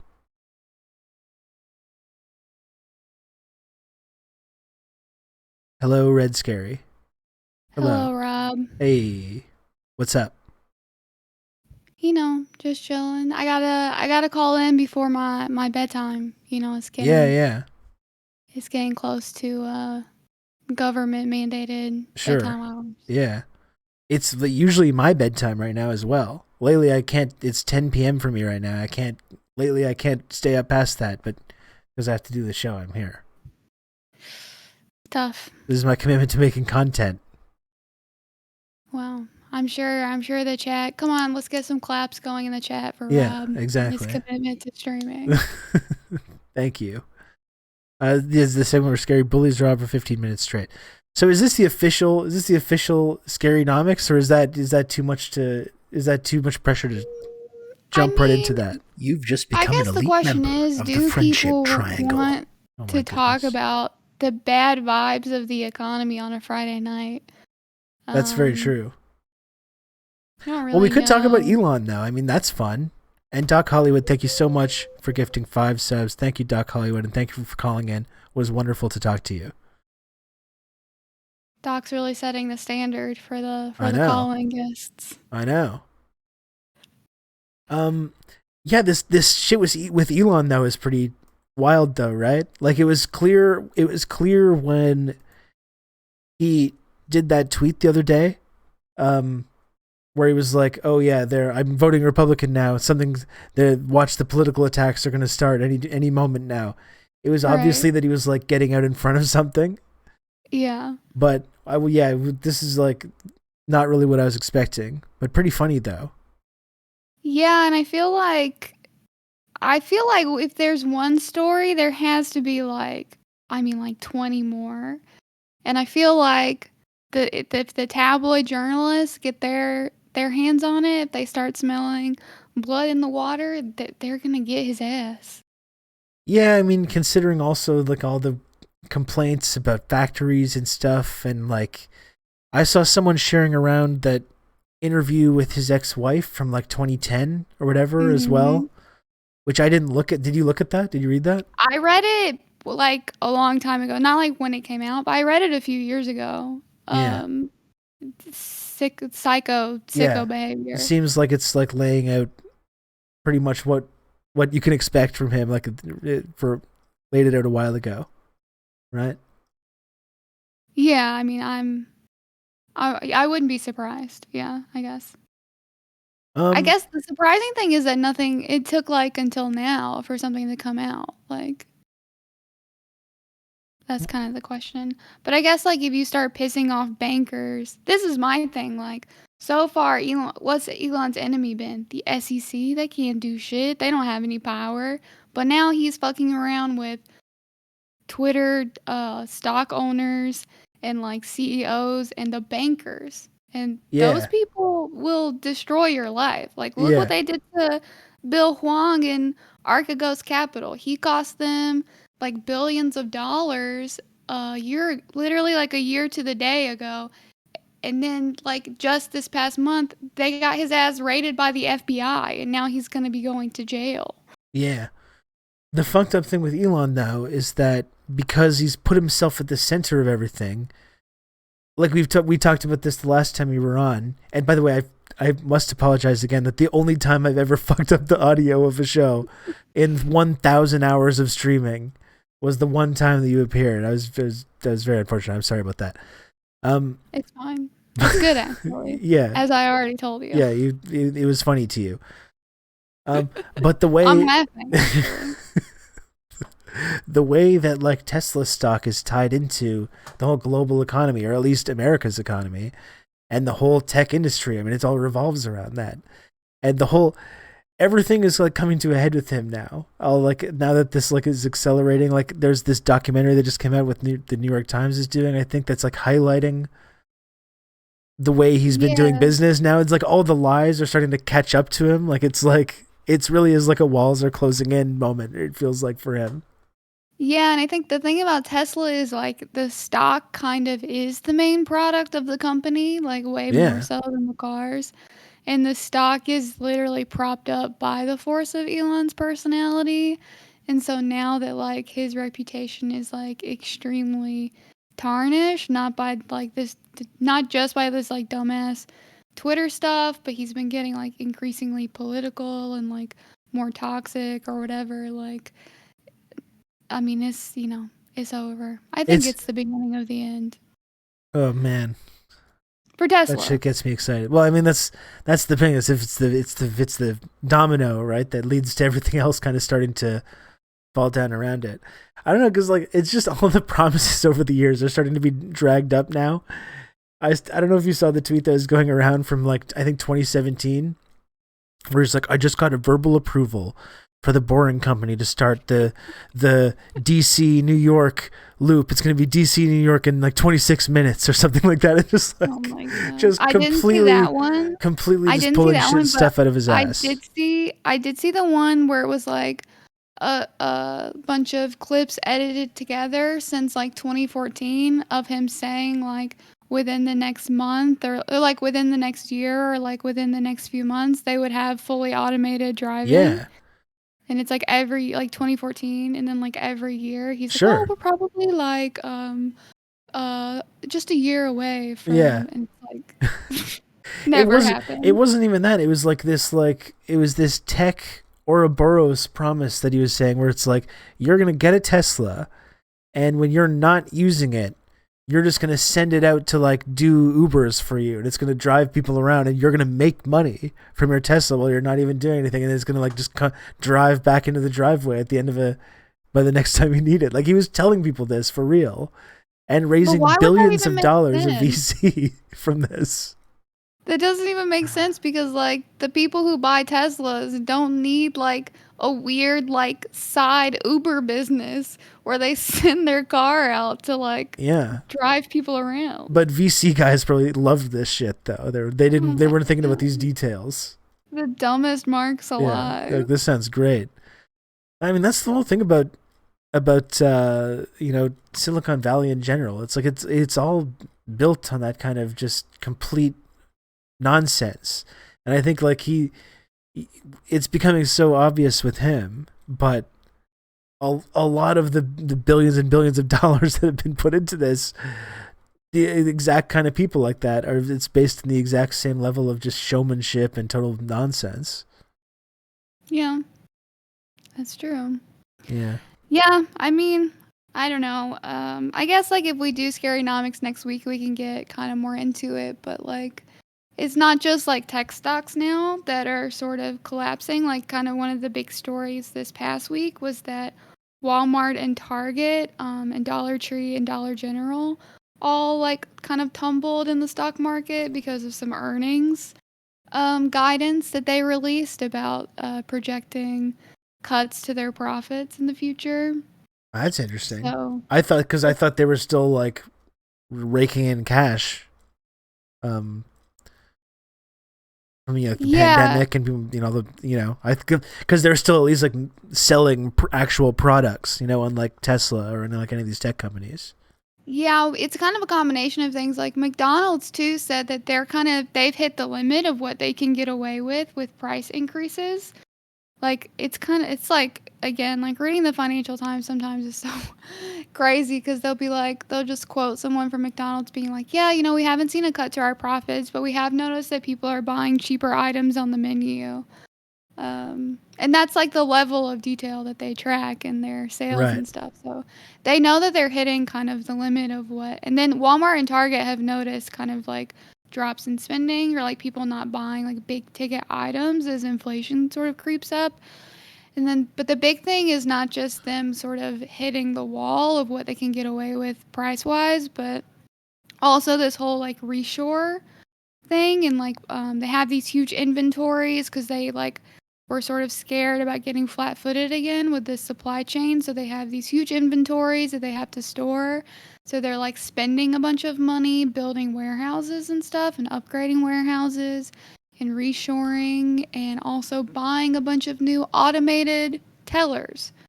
So good news that Walmart, one of the #1 rural employers, is increasing the pace of its automation in its stores.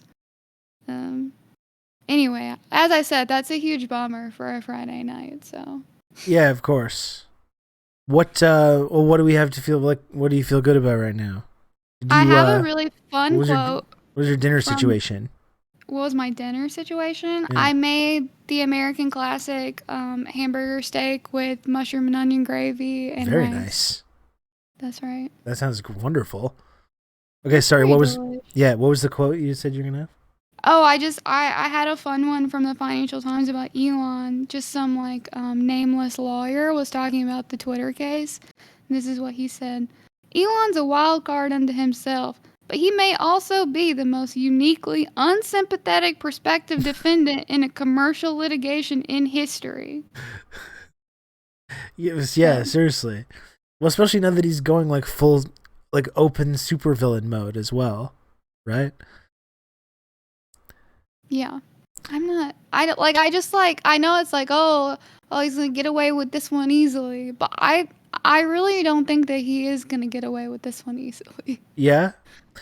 Well, it's going to be the big test, I guess, right? Because he's betting that he can pull the Trump thing of just He signed go the out. papers. Yeah. Well, yeah. But He I mean, signed the paper. in terms of these accusations that are coming, just like going after the people that are doing it, not backing down, always be tweeting crazy stuff to get people talking, but yeah, in terms of the actual financials of the deal, that's pointing out that's a little bit. Yeah, I was gonna say he more can do that all he complicated. wants, but he already signed that paperwork. And the Twitter has no incentive to renegotiate because he's promised them like $54 a share, Yeah. and Twitter's trading at $36 a share right now. Yeah. So they're gonna wanna. It's gonna be worth it to them to hold him to the deal. So they will certainly take him to court. And they were saying that like during the pandemic, I think it was Tiffany and like the parent company LVHM. I think it's like the parent company of like Louis Vuitton and like these kinds of brands. They had a merger that they tried to get out of. Tiffany tried to get out of it because they said the pandemic represented like an undue hardship or whatever. And even like in a global pandemic that shut down the economy, a judge was like, no, you have to complete this merger at the agreed upon price. Yeah. So I just don't see what Elon could do to get out of it. So he tried to use because that's going to be the thing is like, well, even though it seems to be like this is probably agreed beforehand, but he did that whole excuse of, oh, I'm doing a test of how many bots there are, and if there's too many bots above a certain percentage, which he knows full well it is.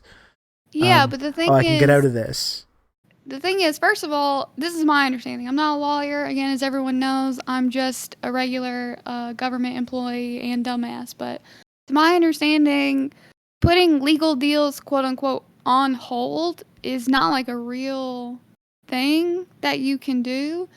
And secondly, like the time to do due diligence is before you sign the paper saying, I will pay you $44 billion for this company. After you sign the paperwork, like, that's that. You should have done that before. Yeah. So. Like if you sign a mortgage or something and then later on you're like, by the way, I'm changing this one thing that I don't. If I get there and this thing doesn't happen, then it's no deal. The bank's just like, well, no. It's more like you already met with the other homeowner and you signed the papers about like how you're gonna like trade the house, and then you like you're kind of like your lawyers are kind of going over the final details, or like you're waiting on your wire transfer to go through with the down payment. And you're like, oh, actually, I have some questions about the basement. They're like, that's not my fucking problem anymore. That's your problem. And exactly, yeah, China would know exactly what to do with Elon. That's absolutely right. So, yeah, okay, so, and this is why, so that's one of the reasons that he wants to get out of this. And so you have now the Tesla stock is also kind of in free fall, right? Right. So then it's like that's part of his the collateral, the money that he's using for this deal. So the whole thing's falling apart. The reason why the Tesla stock started tumbling in the first place is because people knew basically he would have to sell a lot of Tesla stock to just make the equity portion of his deal, which is like somewhere between $20 and $30 billion. And then they had that big announcement about, he raised I think 6 or 7 billion from, I don't know, some other gullible dumbasses with a lot of money. Yeah, the Oracle guy. Yeah, but then he put all that towards the margin loan. So it actually didn't eat into his equity financing. So he still has like $6.5 billion of that margin loan that's all on the Tesla stock. And I want to say the margin call for that comes in at 50%. and like I said, it's fallen 40% already. So I don't know how he's gonna afford it, to be honest. It's just going to be like, who knows what kind of misery and horror is going to be unleashed if this does turn into this spiral into this like massive collapse. But it's just, you can't escape the fact that it would be really funny if Elon and Elon's bullshit finally catching up to him was literally like the card that gets pulled away that causes the entire flimsy thing to just kind of collapse in on of itself. Even if your whole life is collapsing on you as well, you're like, well, it's at least funny. It's at least funny to think about. Yeah, I mean, at least like it seems increasingly likely that he is gonna get fucked also and become, not poor, but he will certainly no longer be the richest man in the world. Oh man. And he has no one to blame but himself. Yeah. Literally fumbled the bag. Yeah, it's true. He had Grimes. He was the richest man in the world. He had it all going for him. That's right. Yeah. Well, like I said, this is going to be the big test. Like, if you're just the richest man in the world, can you get out of this shit? Like, can you just wriggle out of it because of that level of wealth? I would I really love to believe that he's gonna get what's coming to him, but it's just it's the real, like, if he's able to kind of wriggle out of this, then it's like you just have to understand that everything is legal on a certain above a certain like income bracket. You can just do whatever you want if he's able to somehow.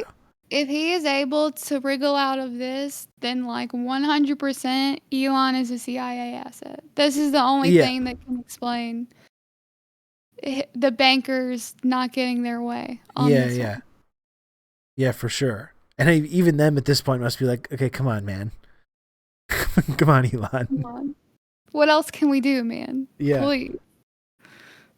Yeah. Okay. Well, you got anything else for us? I was wondering, as like kind of a parting shot, is it possible to play the clip I put in the regulars channel from Public Works Week? Yeah. In the regulars I one? feel like this would be a cheery note to end on. In case you guys don't know, this past week was Public Works Week. I am a venerated public works employee, and the utility I work for does this like event, like an all-day event, and one of the big events is like a skills challenge, where they have like heavy equipment operators show off their extreme skill with the heavy equipment. And I did take a video of one of the more impressive challenges. And if possible, I thought Rob could share it with the community. Okay, let me see if I can figure this out here. I should be able to.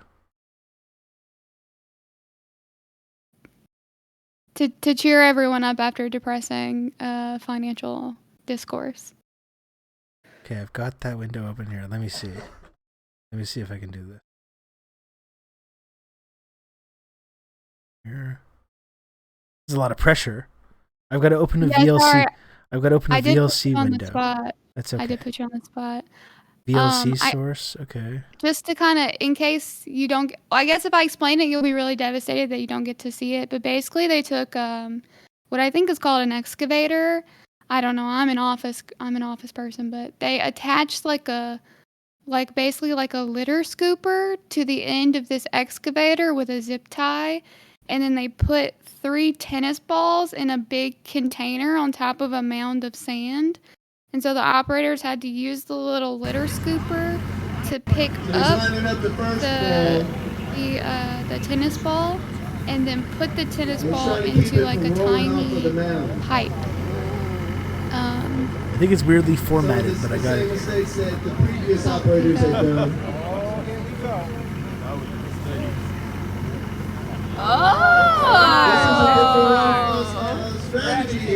Okay. Oh no, that's okay. You don't really need sound. There was an MC kind of narrating, but yeah. So basically, he's kind of pushing it back into the pocket there, because some people had the tennis ball roll off. So he's trying to avoid their mistake. You kind of see he's got a little scooper attached to it. So he's trying to get the scooper up under the tennis ball. This was a different technique than the other operators. Working on it, slow and steady. Up. He picked up a tennis ball with a excavator. This man, pay this man double his salary. So now he has to put it in this little pipe. He has to put the tennis ball from the little scooper into the pipe. The crowd goes wild. Everyone went fucking weird shit. We lost it. That was cool. That was great. So what, like, what was Public Works Week all about? It's supposed to be, I think, a combination of like celebrating the workers who actually like keep your sewer running and keep the water coming to your house. And also like a public education opportunity. So like they do like a lot of events, which is why it's so busy. So like they have public tours of the drinking water plants and wastewater treatment plants. And on Wednesday we had like a public exhibition in like the office with the place where I work, and my booth actually got the People's Choice Award. Very nice. Congrats. Thank you very much. And then I did something on Monday, but I don't remember what it was. Thursday is when we had this kind of like all-day event, which basically consists of this skills challenge and like a big team building exercise, and which was sick. And that part's more about like employee appreciation. You get to see a bunch of people that you don't really see all the time, like all the operators and stuff like that. And then Friday they do like a community cleanup event. So it's just like a week worth of like activities and public infrastructure, which is great. That sounds really cool. That's wonderful. This guy's a king. Yeah, this is very good. I don't the aspect ratio is kind of. You get to see the idea. important. You get the idea. Yeah. So he's lining up the first ball. So that's what I was gonna leave you guys with. Okay. Well, thanks, Red Scary. Thanks for calling in. Great to talk to you. And we can do a proper scary note. Yeah. We got into a little bit. Yeah. But Yeah, you got a teaser. there you go. Yeah. Oh. Thanks, Red Scary. Stetson's using where he's made a little pocket. Give it up for Red Scary, everybody.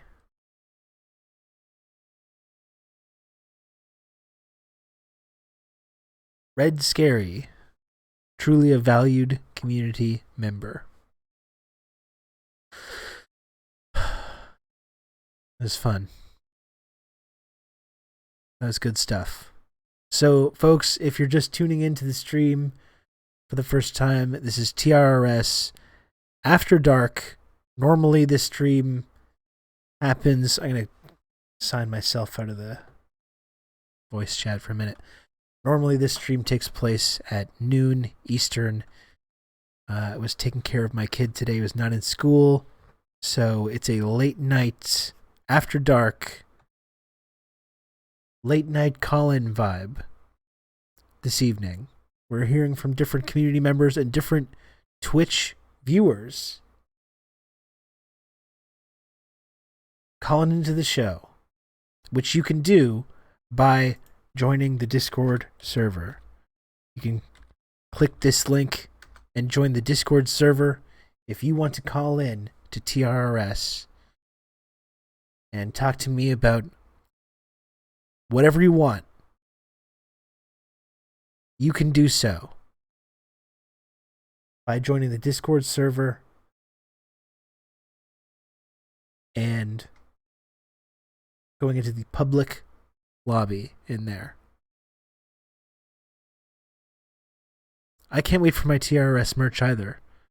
I'm really excited for that. One more year and I'll have the courage of 10,000 sandwiches. I'm sure you could call in. It'd be fine. It's easy. It's easy. And if you do want TRRS merch, there's merch now. I just put the link. I just put the link in the chat. You can buy TRRS merch if you loved it. If you're part of this community, if you like the stream, you can now bring it into the real life zone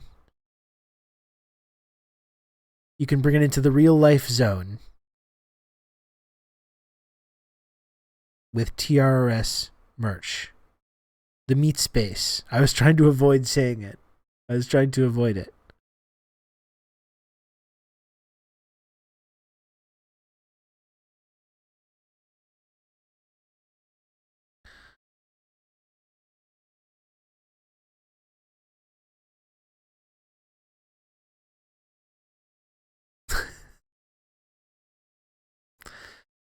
Man, I was just thinking about that chicken I had earlier. That was really excellent.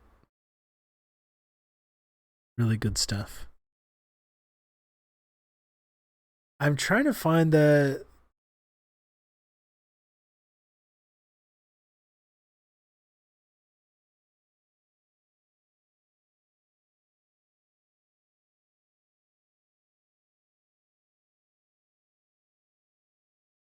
I'm really trying to find the Elon Musk tweet that I saw earlier today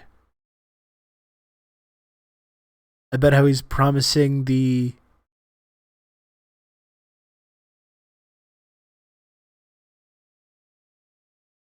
DC New York Hyperloop. Verbal approval, that's it. Verbal government approval. This guy's so full of shit. It's so funny. This guy is just unbelievably full of shit. Just a liar. Look at this guy.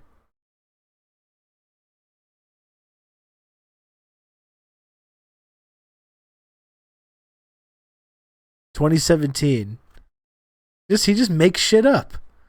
It's really amazing. Like, I feel ridiculous because I think at one point I actually believed this stuff, not just coming out but from Elon Musk, but coming out from like the tech industry in general, Silicon Valley. In around 2013 and 2014, I really bought all this stuff, and I realized now they're just making stuff up. Pretty amazing. Just received verbal government approval for the Boring Company to build an underground New York, Philly, Baltimore, DC Hyperloop. New York to DC in 29 minutes. Just making shit up. This man's just making stuff up. It's truly like I almost respect it.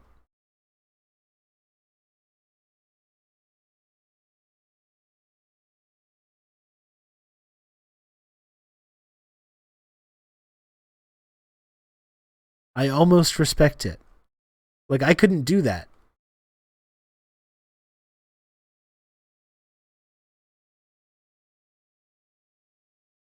And you have this thing from today. Like, it's amazing how he's just like, he used to be so kind of like widely respected. And like, this is where it is now. Now he's just like openly mocking the fact that he's being accused of sexual assault. There's solar panels for rooftop solar is a total bust. He literally just makes shit up. It's really incredible.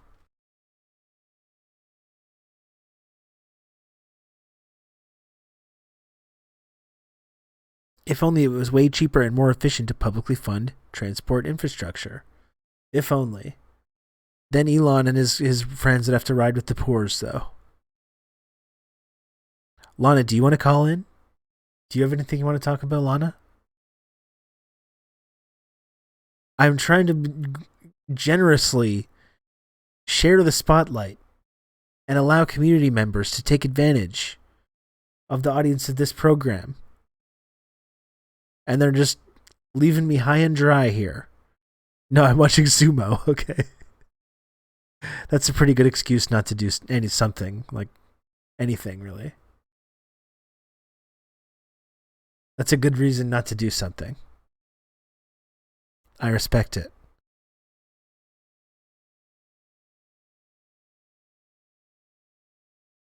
I love that not only is he not a genius, he's actually fucking stupid.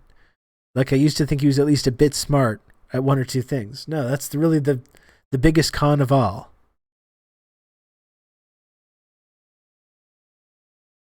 The biggest con of all. Literally just a dumb guy. Just like a dumb apartheid benefiting dude. Okay, we got community member James Ed Smith calling in. Hello, James.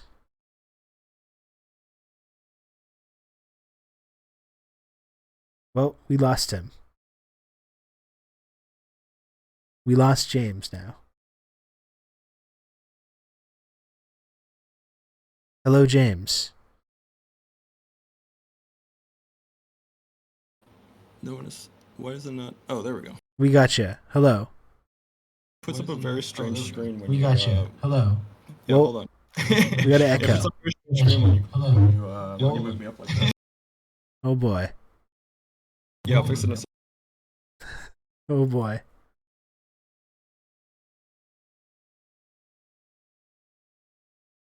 You can do this, James. You can do this, sir. Okay, there we go. I think I've got everything fixed now. And You I got can it? now hear you. What's up? What's up, James? Hold on, I have to also turn off my radio in true call-in show fashion. I was Okay. getting the the Respect echo the through 7-second my stream. delay we use. All right, there we go. And I got my camera on too. If you want to put me on stream, so that now you can scramble, setting up something on OBS instead of me scrambling over here. Yeah. with getting my setup actually set up. Let me get my boy Don Fagan on there as well. Let's see if I remember how to do that.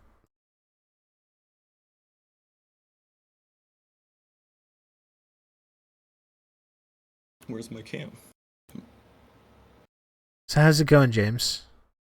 Oh, sorry. I thought you knew that I had my cam on the voice chat as well. Yeah, I You do wanna see. show I it? do see that now, and I'm gonna try and figure out how to do that live, Oh, rather than just leaving a bunch of dead air for everyone to okay, sorry. ruminate on. Look. How about this? Since I'm not doing anything, I'll fill in the air the way that you maybe expected me to.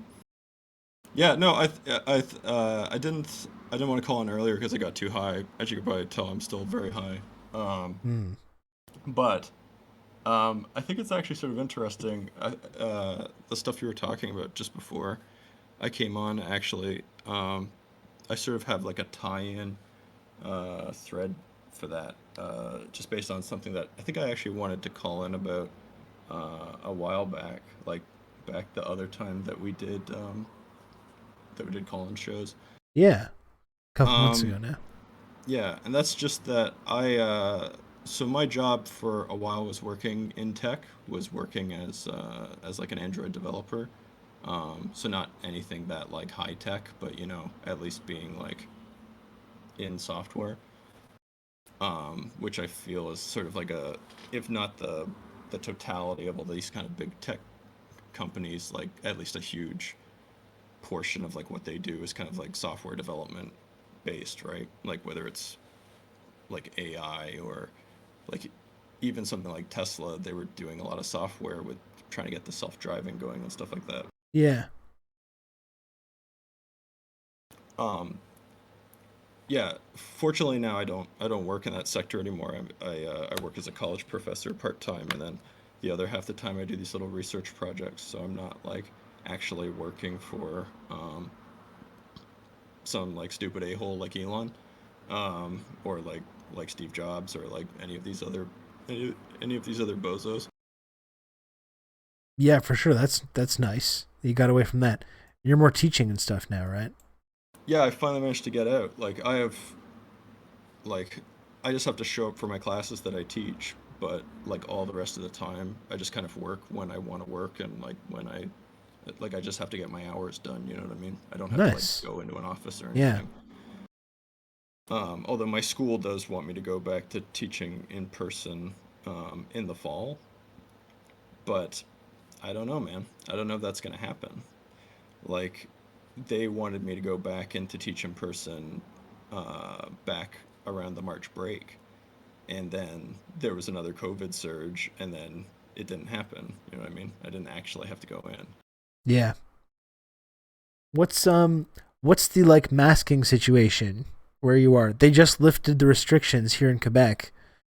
And it was really weird going into the grocery store for the first time within the no masking world. For the American viewers, Rob lives in Montreal, that's in Quebec, and I live in Toronto, that's in Ontario. So we kind of live in the two largest states, to use the American term, like sort of provinces that are in the country, right? And we're both kind of right next to each other, but we're far away enough that it's. I'm trying to think of what like the American sort of analog would be. It'd almost be like a Texas-California situation. I think that's really, really far. Texas is like really huge. Yeah, but so is Ontario. Yeah. You're in Toronto, right? You're like 6 hours away, 6-hour drive. Yeah. People get the idea.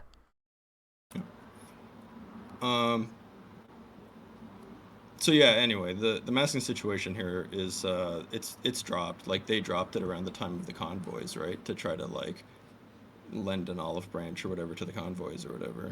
Yeah. Which is funny because they were like good old Rob to talk you through all this. Well, thank you. Oh my goodness gracious! Anonymous gifter. Have good old Rob to talk you through all this. A generous anonymous gifter just gifted 10 subs. Wonderful. You can count on me. You're gonna have good old Rob. I think it's gonna talk you through all this. I just gave you this hard task to complete, and then at the same time, you're also trying to have a conversation with me. And That's right. I'm bringing out. I'm trying. This is sort of like Whiplash, but for streamers. It's okay. I'm a professional. I'm like the guy shouting at you, saying that the tempo is wrong.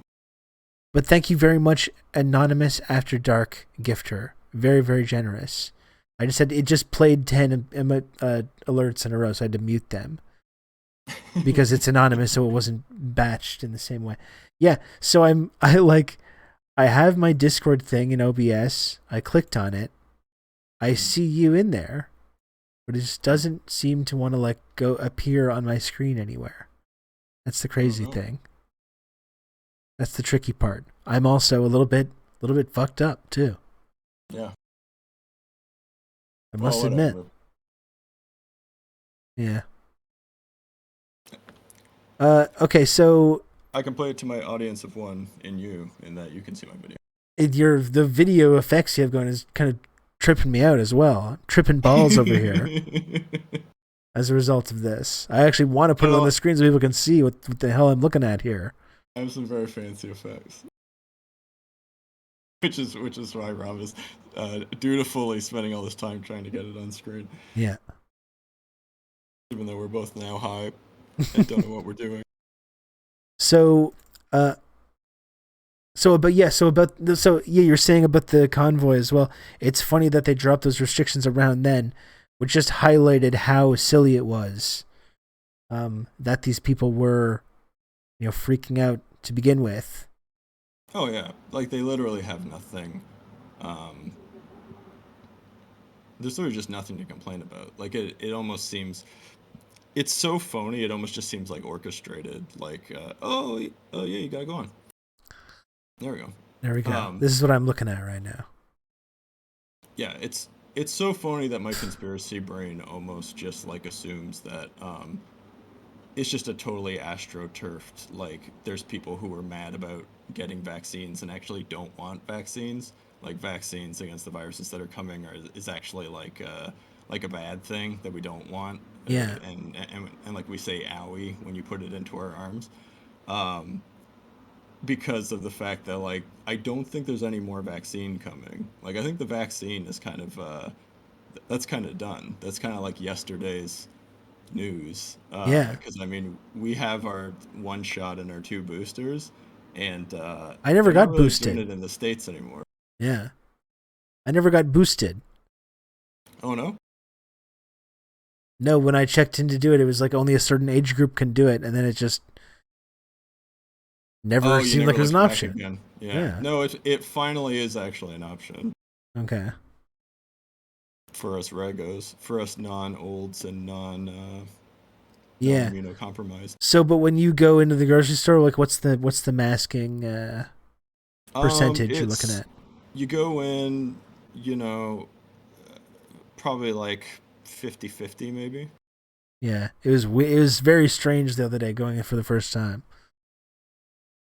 You definitely get like it's getting to the point where you maybe start to feel a bit of an eye roll or a bit of a sigh from a non-masker at a masker. Like you can feel Yeah, that classic anti-masker like rage building yeah, and I was in the going, bones. yeah, and going into like I went into like Subway, and the people in Subway weren't masked, also, and like at the same time, like when I you realize at the same time how like service workers and um people working at places like Subway have been on the front lines of this now for like a year and a half, having to deal with all these like completely unhinged people, and being like the enforcement arm of like these mask mandates, which is just like completely beyond their pay grade, and in terms of like crazy like management and dealing with people, dealing with this type of shit.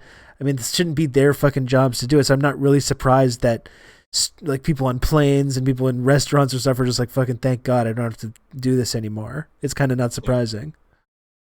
Yeah, it's kind of a load off, even if you're just gonna keep your mask on, because like you're gonna get way less to deal with, like out of the customer pool. You know what I mean? Yeah. It's tough for me too, because it's like I've got two elderly parents. You know, one of them is like a cancer survivor. Like, I don't, you know, particularly want them to get COVID. My girlfriend is an asthmatic. I don't particularly want for her to get COVID. So Yeah. it's like if I just had myself to worry about, I probably wouldn't wear a mask. I probably wouldn't care. I'd probably be like, I think I already got it once or twice during the pandemic. I was fine both times. It didn't, I don't seem to have any long COVID symptoms or anything like that. So like I might like wear it less, but uh, yeah, I mean, I have elderly parents and I have the situation with my girlfriend, so I just can't do that. So Yeah. I just keep masking. So what else you got going on, James? Yeah, sorry. The thing I wanted to talk about more Yeah, was there we go. Yeah. I knew there was something. yes, right. Was that I've worked in the tech sector and I know a bunch of other people who work in the tech sector, obviously, and we've both worked at like similar kinds of companies where it's basically just companies that like don't like are built around doing a thing that they don't know how to do when they form the company, and they're just hoping that by forming a company that they have like written at the top, oh, it invents this thing that doesn't exist yet, that if you invest in that company, then that company will eventually actually do that one day. um so like example, like I worked at a company called Uptake, that's based out of Chicago, but for a reason I might explain, had this one office in Toronto.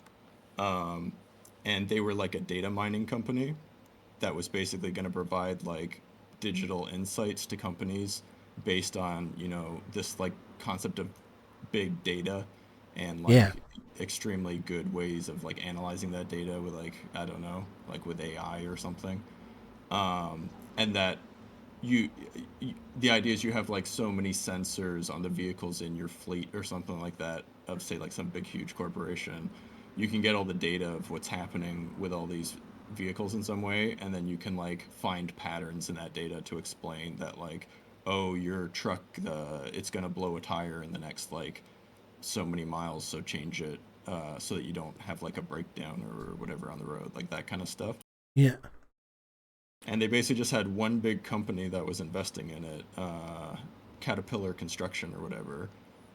And they kept saying they were going to do this crazy thing, and then it just it just never happened. It's just like all of Musk's like promises, like with his hyperloops and with his Yeah. like self-driving and all this stuff. They just don't happen. Um, the the they just grind the engineers that they hire into the dirt like as hard as they can, like try to get them to work overtime, try to scare them into doing it more, or like, and they build up these whole fictions about uh we're like the glass blowers of Genoa or something like that, who like made the lenses so that they could discover the telescope. Like this is what we're doing or whatever. We're building the future, and it's always just about like, you know, doing some kind of automation on manufacturing or like finding some way to remove the need for human labor. You know what I mean? And to like just Yeah. have direct machines that the rich guys can own instead of these damn troublesome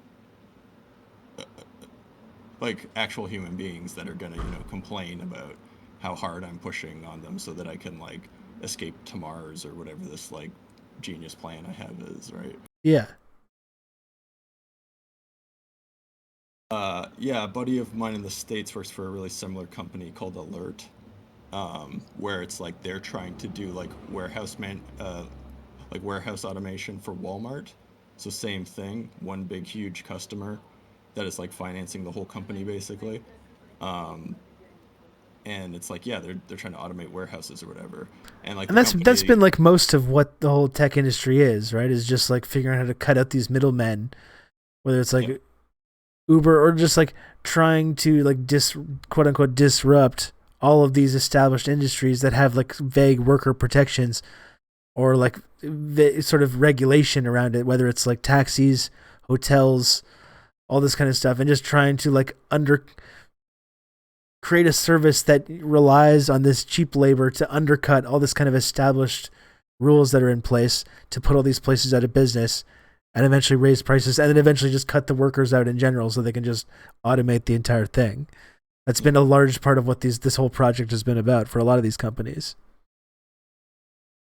but the really sick thing about it is just like when you're working there. So like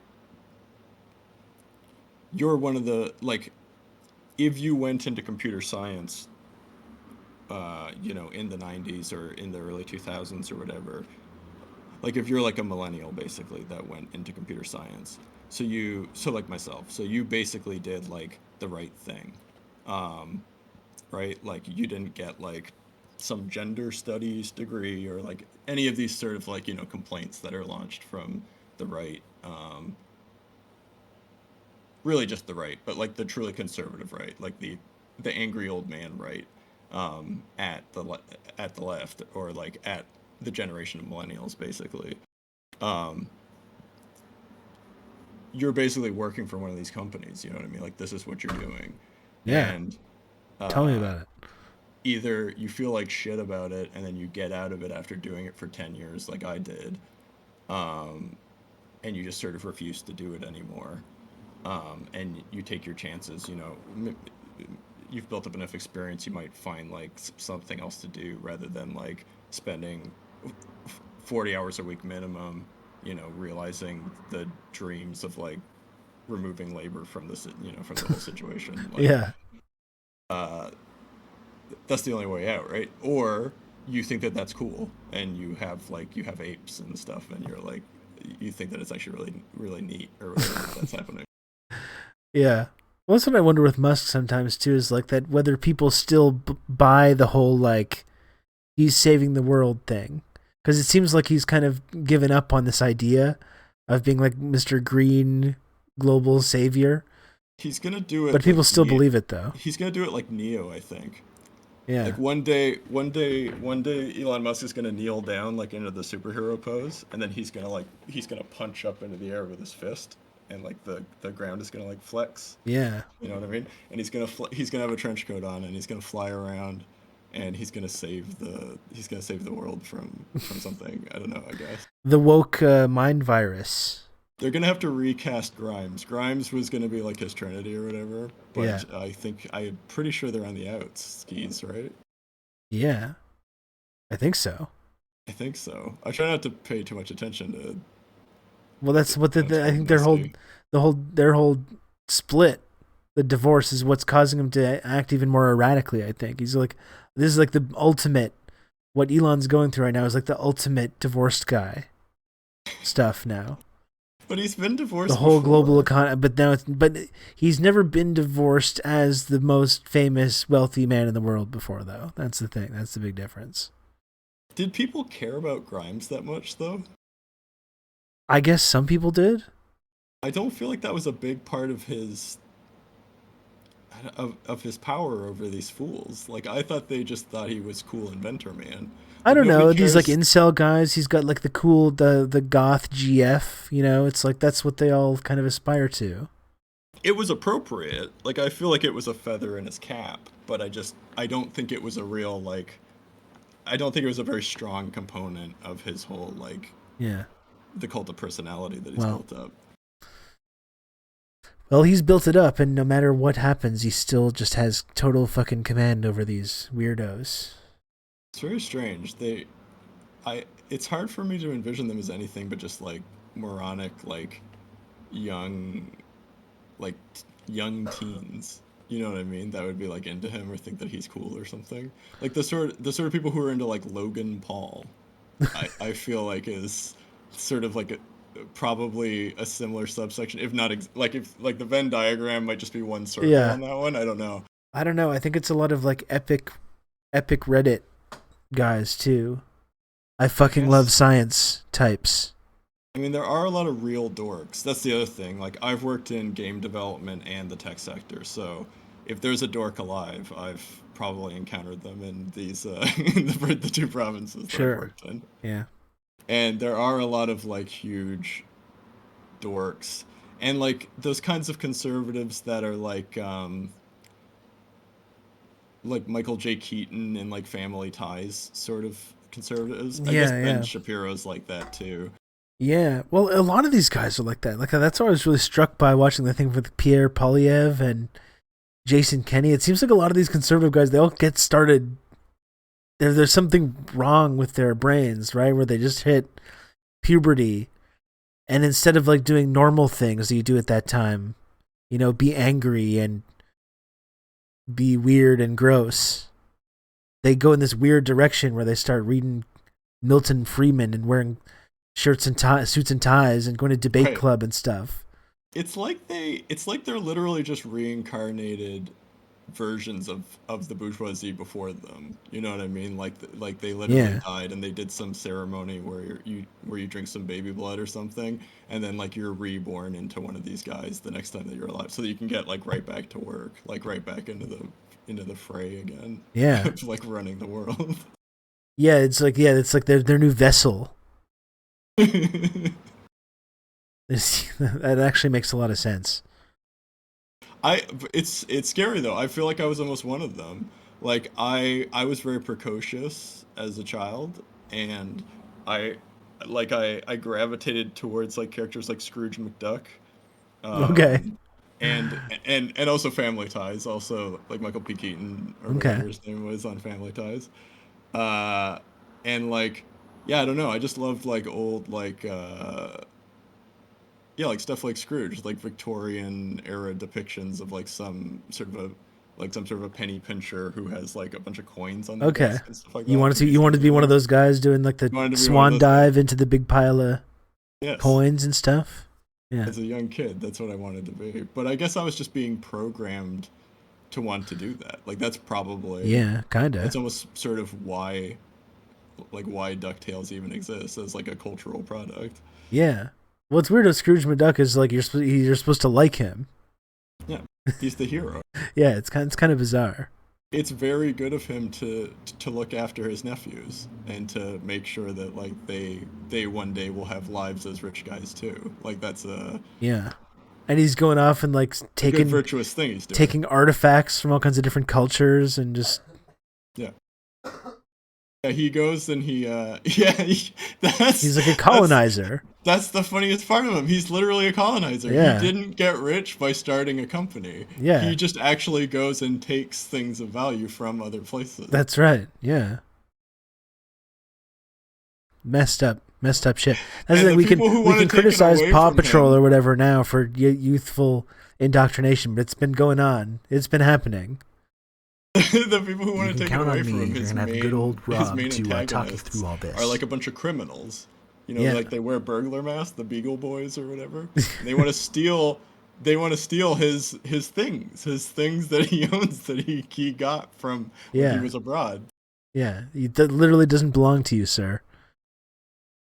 Everyone, thank you very much for gifting a sub to Lying Lyle Langley. We got a Lyle Langley appearance this evening. This is what the night streams bring. That's so Hell funny. yeah. I never put 2 and 2 together on that. Yeah. On DuckTales. Yeah, that is funny.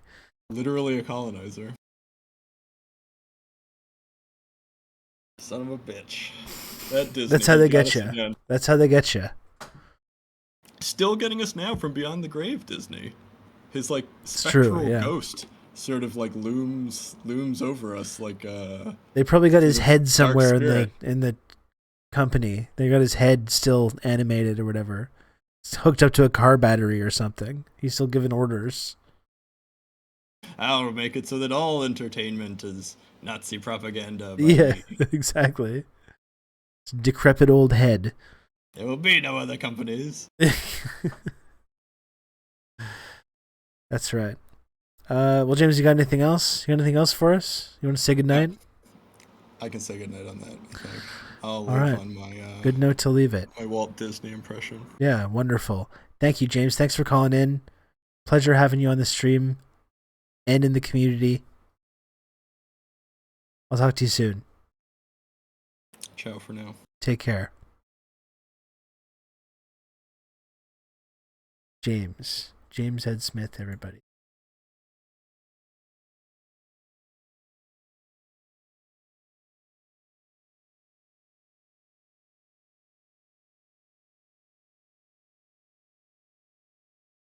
A very high Jamesy boy. We love it. We love it. Matt from Unelectable Airwaves. What do you think? What are you saying? You want to call? You got anything you want to talk about? It's the late night call-in vibe.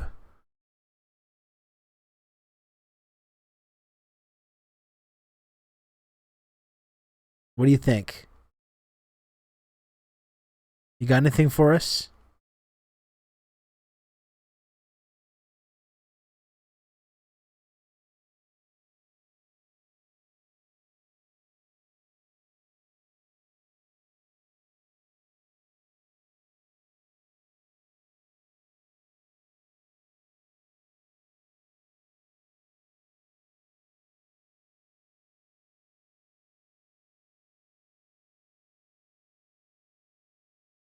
I just bought DuckTales on sale because the Wii shop is closing.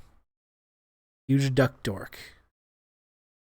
My son likes the movie where they find the genie. They find like a genie in the bottle.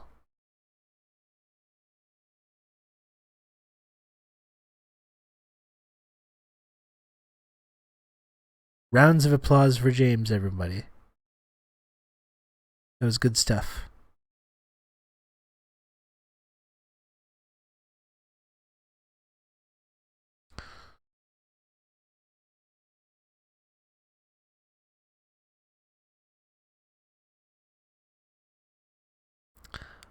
I've got something I like to debate with any femeroids. Oh my god, that's a new one. Hadn't heard that one.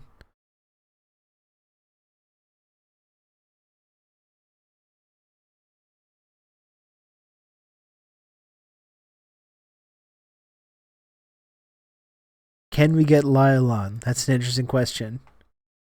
I don't know. Do we get a Lyle cameo?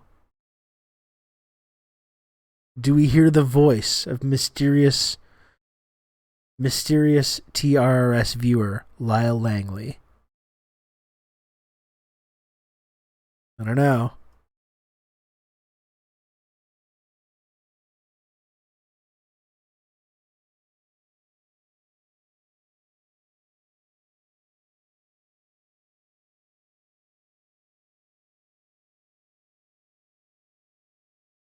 I had to go all the way to the suburbs for gas because Joe Brandon doesn't want America to be energy independent. He just refuses to drill. Refuses to open up those national parks.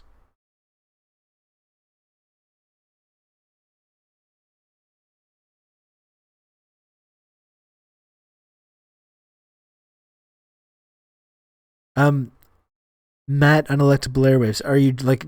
Does that mean that's what you're doing right now, or do you want to call into this stream? Do you want to call into this stream? Is there anything you want to discuss? Do you have any other brave listeners? You know, when I was way back when I was trying to make a name for myself in the podcasting game, the podcasting biz, I would have leapt at an opportunity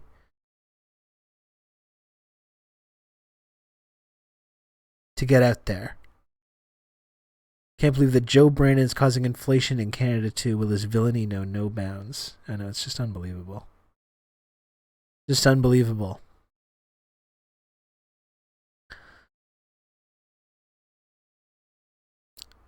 Justin Trudeau is like, Mr. Brandon, sir. Mr. Brandon, please don't you can't do inflation in Canada as well. And he's just like, ha ha ha ha, just pressing the inflation button. Pressing the big red inflation button. Okay, we've got community member Osaku calling in.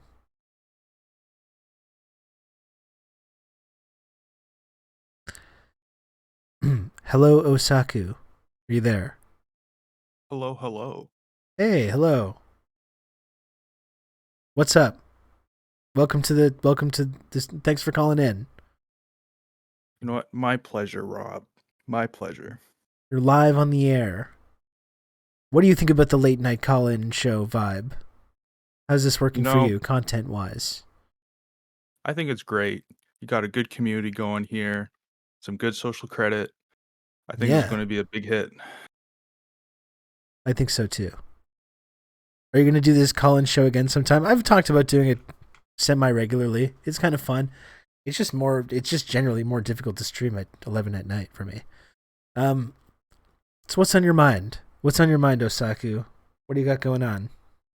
You know, there's a lot of big world events going on. That's simultaneously. True. I know. You got all those provincial elections in Canada. Yep.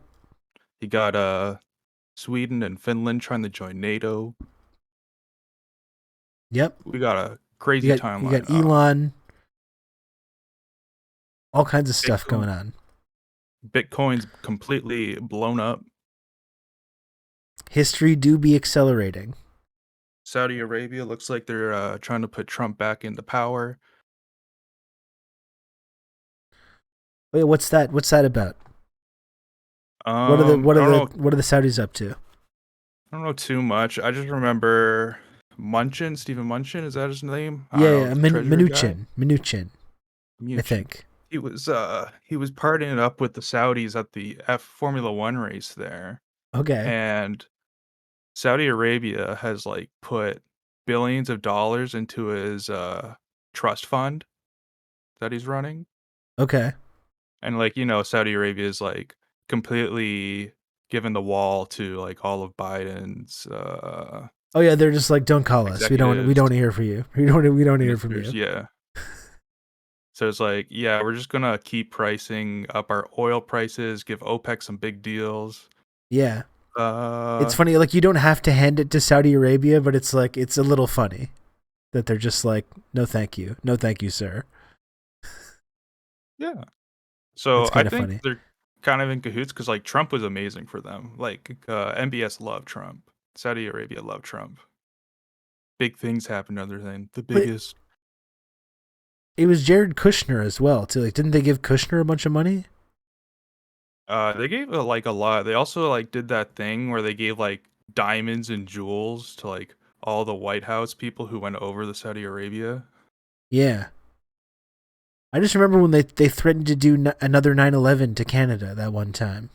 That was what made. Never gonna forget that one. Again, it's the kind of move that you just have to respect. Again, you know, you don't have to like it, but you do have to respect it.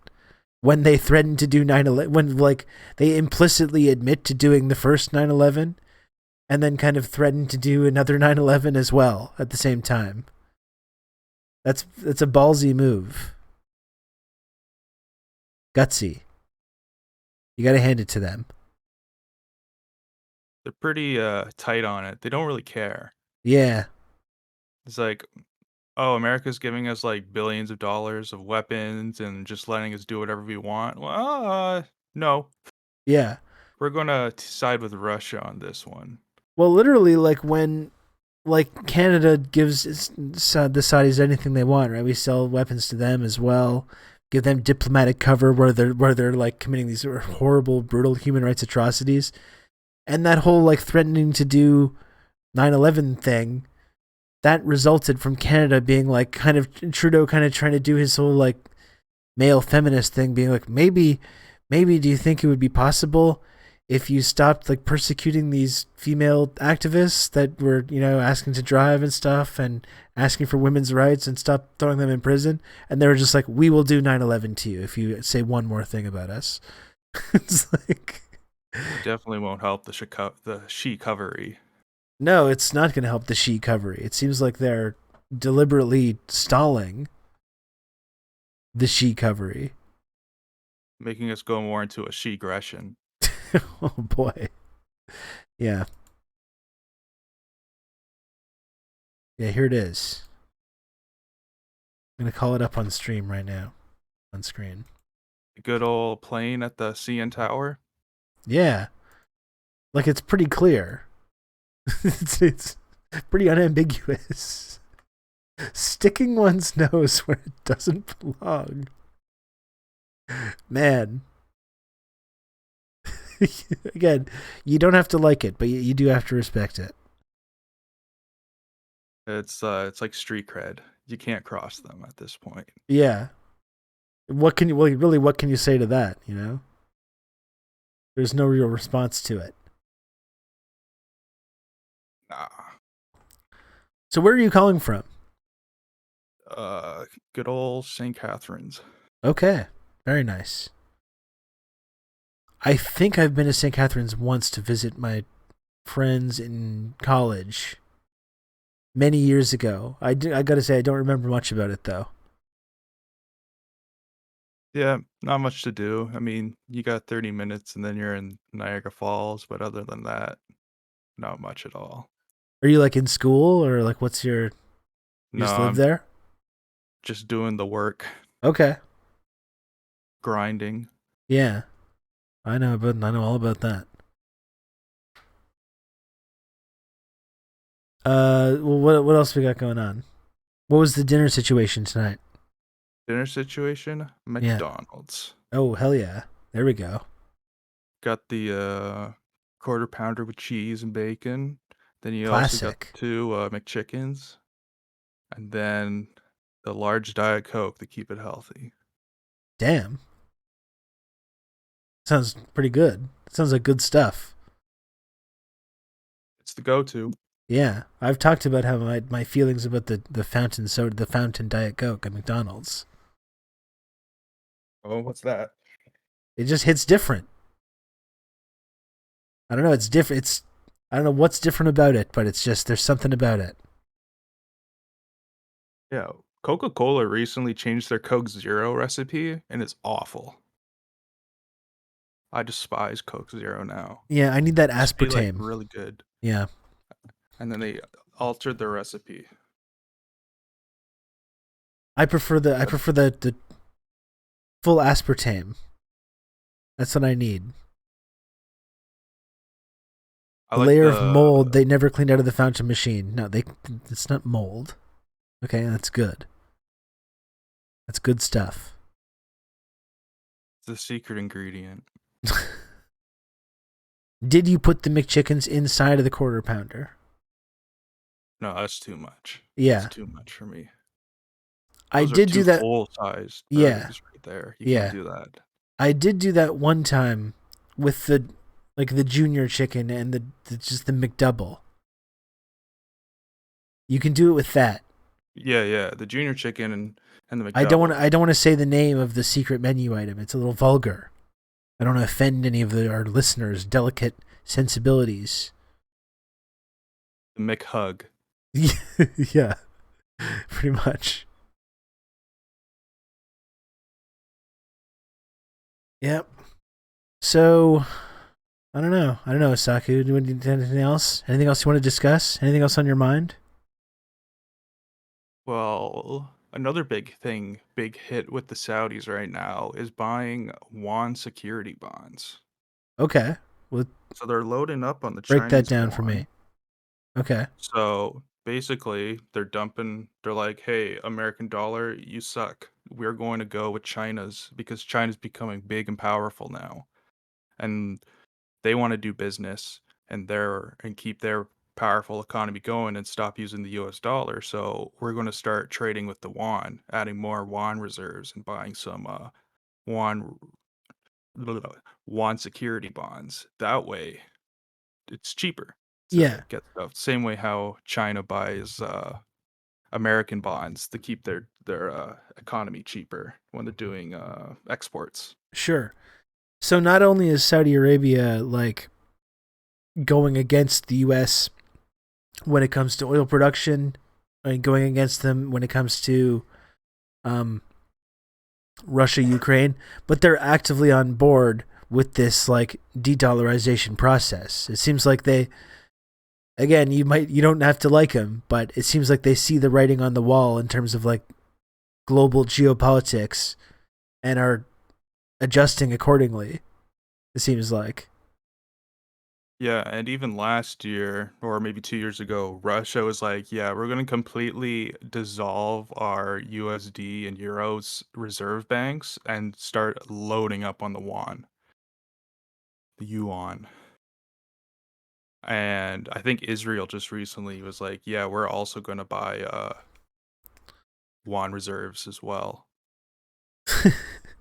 See, that's the amazing thing about this kind of moment too, is that you've seen like as much as America has bent over backwards to prop up all these like places like Saudi Arabia, like Israel, and constantly make excuses for them. You see like now all these countries have the ability to get out from under them. They're all leaping at the opportunity. It is enjoyable to see this kind of like decline of the U.S. empire happening kind of in real time, and all these kind of like even very highly reactionary countries, whether it's like India, Israel, Saudi Arabia. You don't have to like them, but it's satisfying seeing them all, how they're noticing the writing is on the wall, and they're all kind of like dipping on the leaving the U.S. holding the bag. It's just enjoyable to see it, even if you might not like these places politically and what the things that their governments do. Yeah, I like to see it as they're collecting on their dues. And like Yeah, China's just sitting out there and it's like, "Hey, we got some good deals for you." And they're like, "Oh, these are way better than the American deals." So they just jump right on it. And the difference from like China and America, China being non-interventionalist, is like, "Yeah, we don't care what you do. As yeah, long as you build like I'm pretty sure the only on the Belt and Road stuff, the only like what's the word called? Necessity. Things they got to do, all they have to do is build infrastructure with the money or else they can't use it. It's like you got to build roads, schools, hospitals, ports, mines, whatever. yeah, And then you can do whatever you got left, you can do the rest of it and then we'll do it over 20 years instead of like 5 years what the IMF does. It's like we'll give you 20 billion over 20 years instead of 20 billion over 5 years. And they're like, "Oh, geez, that's a way longer payback time." And if you're lucky, you'll make it at like no interest or they'll just be completely forgiven. yeah. And it's not like the Americans where they can just like arbitrarily change the deal at any time, or like they're not going to try and overthrow your government if you step out of line a little bit. you know, Yeah. And it's like when it's the not IMF surprising why these countries are choosing this deal. It's Exactly. I know American officials are very confused by this, but it's not really that much of a secret why this is happening. Yeah, I remember watching that video and um it's not the Build Back Better, it's the other Build Act, America Build, whatever. And they're like, "Why are these countries going to the Chinese?" And I was like, "Pretty obvious, they got a better deal." Yeah, yeah. It's not that hard to comprehend. Yeah, everyone hates you. Like it's not you shouldn't this shouldn't be a secret to anybody in the American government. You know? And They all hate yeah, you and with the IMF, with good it's like, cause. "Oh, you gotta do all these austerity measures. You gotta give tax cuts to all these major corporations if you want this loan. And all these Yeah, countries are exactly. desperate And, you know, for yeah, it. it's just a scam to get them to open up their economies to get completely, exploited by these multinational corporations. And up until for years and years, there's been no alternative to that. If for anyone that's trying to develop, and now they're like, oh, Yeah. thank you. Actually, I'll take this much better deal with these people who are not just going to end up murdering me. Yeah, and I think there was a lawsuit in the Congo about workers' conditions there against the Chinese, and they won. They're like, these the Chinese people who are running our mines, the ones that they own, they're not treating us very well. Their labor conditions are awful, and they sued the Chinese, and then the court found that Congo was right, and then the Chinese were like, "Oh, okay, we'll take the punishment," and like that would never happen in a million years with America. They'd be like, we got a special operations mission to do in the Yeah. Congo right And now. probably the CEOs of these companies ended up having a bad time as a result. Maybe. It depends who's actually running it. Yeah. But yeah, typically they do get punished. Yeah, more so politicians involved. Yeah, anytime there's like corruption or anything like that. Yeah, and we're hitting like a new wave of like IMF meltdowns. You've just become an elite member Upcoming of is the El Friendship Salvador, of course, Triangle. because they got, even though they have a very small loan payment to make, which is like 75 million, I believe. But like their good Presidente, CEO of El Salvador, he's lost like 35 Yeah, just blowing the whole billion Yeah. dollars or million. I don't know if it's million or billion, but I think it is billion or million. I don't know. Who cares? He's lost that It's in a lot. Bitcoin. Yeah. And then like the thing is with the IMF, it's just like, we don't care if you're using Bitcoin. Give us cash. Give us the USD. Yeah. So then he'll be forced to liquidize it and have to find a buyer for like all this Bitcoin he has. I don't know. Meanwhile, while it's still crashing. Yeah. I don't know. Seems like it's going to spiral out of control even more. And I got to say, Red Scary, thank you very much, Red Scary, for calling into the show and for the 5 gifted subs, which we, of course, agreed upon prior to the invite going out. Thank you, Red Scary. Wonderful. And then we got a second meltdown going on currently in Sri Lanka. Yep. Which is the big one.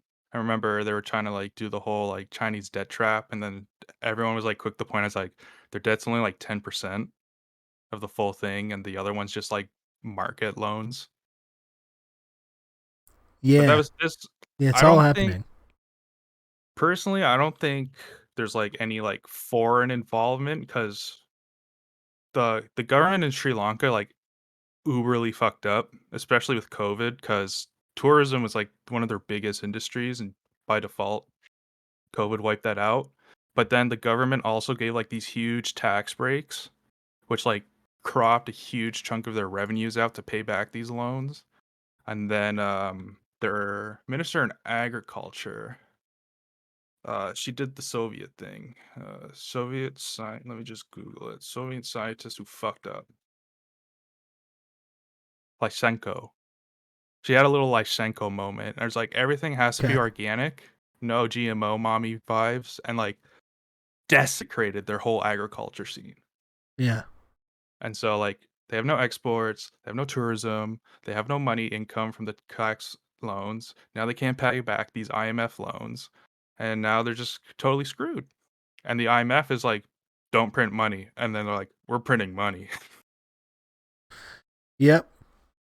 So at this point now, though, this is probably when we'll see a lot of foreign interference from the West coming in, because now that this government is going to be overthrown from like a natural cause for other people, they're pissed off, they're upset, but this is going to be a very likely scenario where we'll see maybe Western powers actually use this opportunity to co-opt what's going on and try to astroturf one of their guys into running Yeah. the government. If they're not doing that already Oh yeah.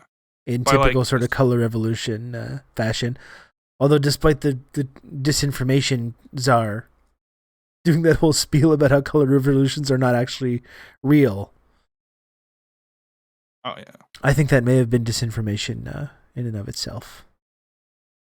There was the one in Kazakhstan, which I'm not totally convinced by just because of how disorganized it was and how Western leaning Kazakhstan already is, because they are their number one nuclear Yeah. exporter, like outside of the EU. And like they do have a lot of oil, and them upping the oil prices also gives profit incentive for like Chevron, who's operating there. It's kind of like a 50-50 thing, but like they were getting guns somehow. Yeah, well, it was one of those things where similar in similar circumstances, it's happens kind of organically. It's really chaotic, and then all of a sudden, kind of overnight, there's this organization that happened, and the kind of an arming that happens somehow, kind of magically. When it comes to that kind of thing, and when wondering whether the U.S. involved too, it's like they're part of the whole. They're a key part of the Belt and Road as well, so that's like what I think is causing a lot of that of foreign interference right now. A lot of the time, so it's like it's hard not to suspect that. They're the OG Belt and Road. Yeah, they were the creation of it. Yeah. And getting that as a foothold. But even then, Kazakhstan is just so central, so like right in the middle thing, so centrist, and like it's like, yeah, we love the West because we get some sweet deals, like sweet trade deals from them, but we also, well, I'm not going to say they don't love Russia, because there's like huge conflicts between those two countries, with especially since like Putin's like, yeah, Kazakhstan isn't real back in like 2004. Yeah, Like, well, kind of like weird. what he thinks about Ukraine. And then there's like the Soviet Union had those nuclear blasts up north that kind of like fucked up a lot of like babies are still being born with deformities up in the northern areas of Kazakhstan. Huh. Not total good vibes, but they're on Yeah. frenemy terms, I guess. But Well, and more if I so recall inclined to correctly too, Russia. didn't Russia help them restore Oh, yeah. order after all that as well? Yeah, their version of NATO, the Central American NATO, with like not Central America, Central Asia, with like Belarus, Kazakhstan, Yeah. Kyrgyzstan, Tajikistan. I can't remember all the countries in it. But yeah, they're kind of like, yeah, we're bringing our guys in to do just like do a little bit of clamp down. So a little bit of fighting, a couple people died, unfortunately. That's just the nature of these co-opting movements that happen. Yeah, and like you're pointing out, just it's all happening. A lot of stuff going on. A lot of stuff happening right now. It's a crazy timeline we're in. It is. It's kind of like I tell myself, it's kind of fun to be alive for all this craziness and covering it. It's a little overwhelming sometimes, but happy to have this show and this community to talk about it with. It's definitely been helpful for me, and it's been really cool to talk to you, Osaku. Thanks for calling in to the show. It's been really cool. Of course. What do you think about the late night call-in vibe? Do you think this should be a regular segment? Yeah. What do you think? Oh, what day is it? Friday nights? Yeah. I don't know if I can commit to every Friday night. That's maybe a bit much, but yeah, because everyone wants their own downtime for the weekend, especially popular, successful podcasters like yourself. that's right, exactly. Yeah. Okay, well, thanks very much, Osaku. It was great to talk to you. Do you have anything you want to plug? No, I don't really have anything. No Nothing podcasts. To plug? Okay. No sick Twitter accounts. Okay. Just give a gander at Cayman. All right. Well, thanks. It was great to talk to you. I'll talk to you again another time. Yes. Take care. Have a lovely night, Rob.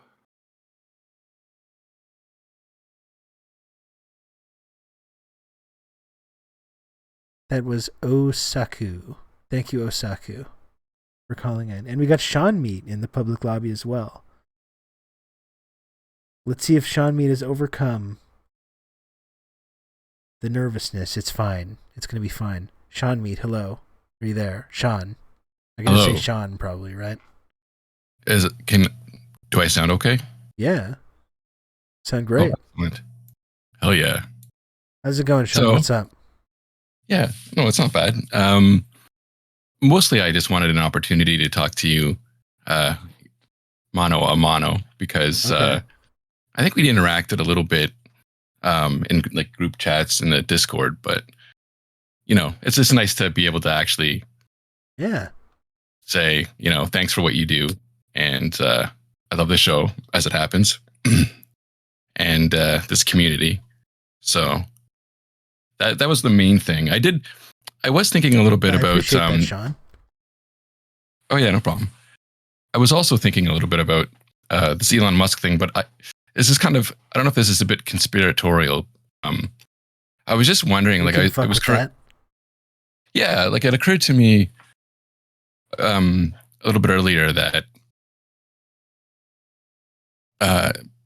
like, I think, of course, like as a disclaimer, that pretty much anything we're going to hear about him is probably going to be true and 10 times worse than we'll ever know. Yeah. Having said that, do you think there's a possibility though that like they sat on this, somebody sat on this a little and like deployed it at a certain opportunity, perhaps because he did sort of, you know, it's maybe certain neoliberals within like the Democratic establishment or what have you, or you know? Yeah, like Red Scary was saying, it's like for sure. I mean, this has been out there. Someone had this info. Of course. I think the question is, yeah, who did he piss off? Like, is he going against the banks? Like, he's clearly like kind of gone above and beyond here. He's making all kinds of powerful people not very happy. So, like, I think it's highly likely, yeah, that has been in somebody's back pocket, and now he's pushed things a little bit too far. Yeah, that was the impression I got as well. Okay, good talk. Yeah, no, of course. It's certainly not a coincidence that this is all happening at once. Yeah. And like you said, it's like not only has this one case been coming out, but certainly is probably just one example of what I'm sure is a lifetime of behaving as a fucking weirdo. Yeah. Desta, I don't know if it is more likely that it was a dam. I was just thinking of that as an example. I mean, it could have been a lot of people. You know, it could even have been insider to themselves, or whatever what the magazine was. But yeah, I don't know. Yeah, it's all conjecture anyway, I guess. But definitely someone. And like Red Scary was saying, I think this is true. If he's able to walk away from this, it's pretty much evidence that he himself is an intelligence asset. If that's not,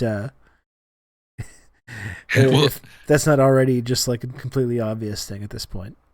Yeah, I think he definitely could be. But I don't know. Like, I honestly expected him to walk away the moment I heard it.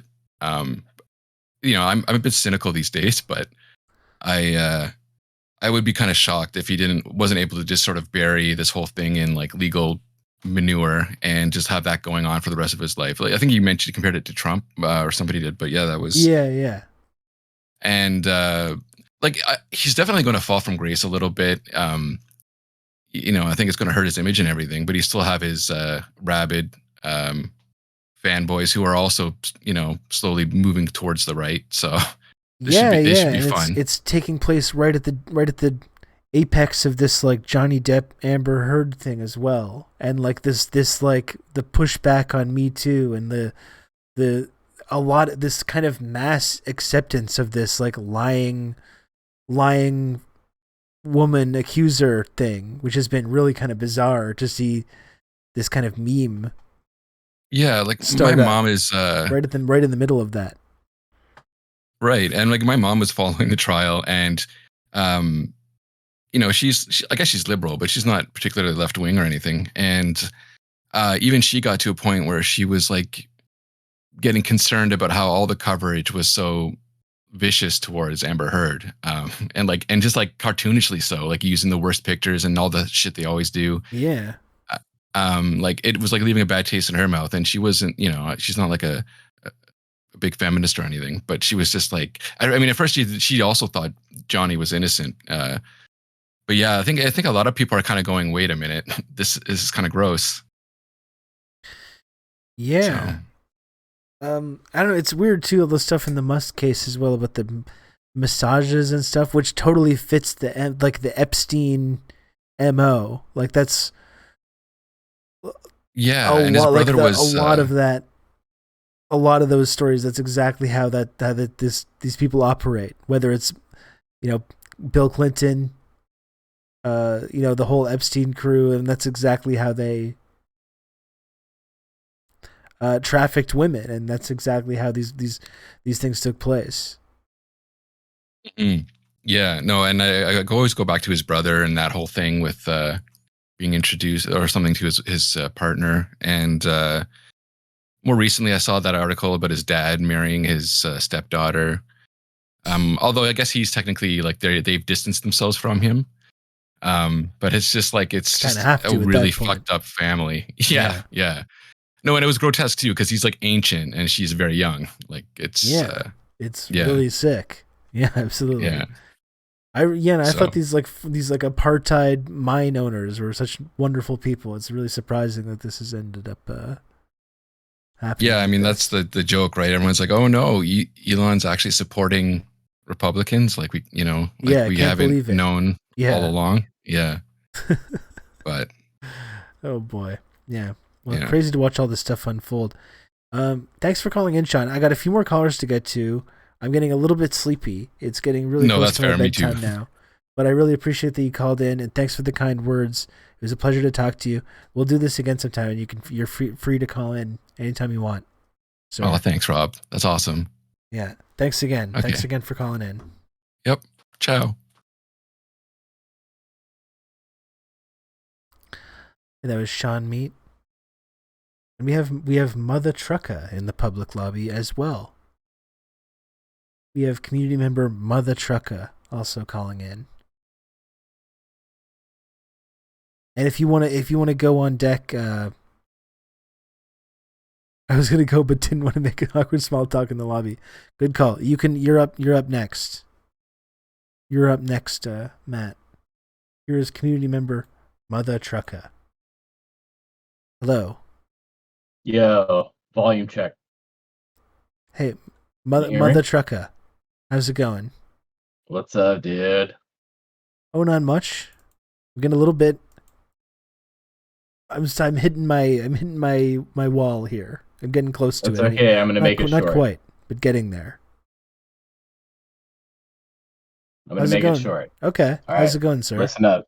Okay. Seattle meetup. Seattle meetup. Seattle meetup. Seattle meetup. Seattle meetup. Seattle meetup. Seattle meetup. Seattle meetup. Oh shit. There must be a Seattle meetup. I demand it.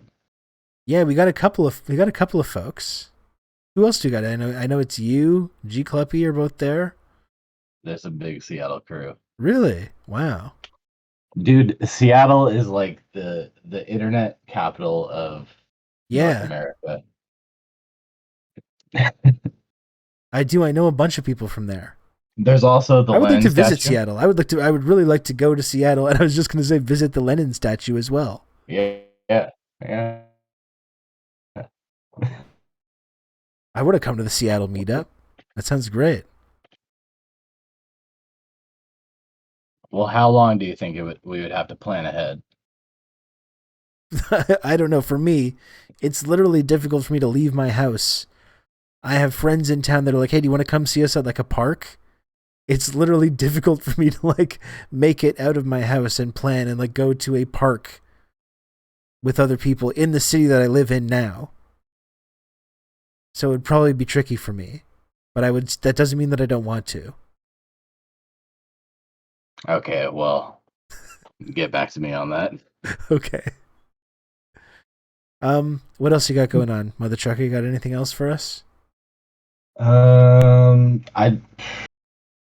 not really. Just pushing the Seattle meetup propaganda. Yeah, pushing the Seattle meetup propaganda. Okay. Well, I encourage you. I encourage you to do this. I thought you would kick me when I just started spamming vocally, but I would never kick. I didn't really plan ahead. Right. I hear you. Okay. Well, it was good to talk to you. Thanks for calling in. Yeah, no problem. And I hope you can I hope you can put this together. It'd be really cool to see. I mean, it's a weird trip for me to see people from this community start to like interact like that. It would be really cool to see community members out in real life actually meeting up. That'd be pretty cool, pretty neat. Yeah. I hope you pull it off. Yeah, well, the neighborhood where the Lenin statue is, Fremont, it's pretty cool. There's like bars and restaurants there. So, People are always like throwing paint on the statue too. It's so annoying. yeah. Well, they threw a bunch of paint like on him just randomly, like right on his torso. Yeah. But they also have they painted his hands red. Yeah, he's got the bloody hands. That's right. But it's like, like you might as well just leave it because like who cares if his hands are red? Yeah, Like, they are were. you fucking mourning the Romanovs? Who Yeah, gives yeah. a fuck? He was suppressing the forces of reaction. That's what you Yeah, have to good do. You for gotta him. get your hands dirty. Gotta get shit done. What's the deal with that statue? Because I know it's like privately owned. Yeah. Who actually like owns the statue? Honestly, there's like a placard there, and I haven't read it. Okay. But it's there's like it's I don't he's wanna like put you on a the spot. it's like a private owner, and like I don't think it's for sale or anything. It's just there basically. Yeah. Well, one day I'm gonna come through. I think I would Yeah, I think one I day. would fit into the Seattle lifestyle. You know, I think I'm more of Yeah. like a West Coast type personally. Yeah, well, we got a lot of proximity to Canada. We're kind of culturally similar to Canada. Yeah, Yeah, you would get along. We I like think so. hockey here. We just got a NHL team. The Kraken. Yeah, yeah. Yeah. Congratulations. Yeah. Very cool. Well, thanks, Mother Trucker. Thanks for calling in. It was great to Yeah, talk no to you. problem. Take it easy, bud. Take care.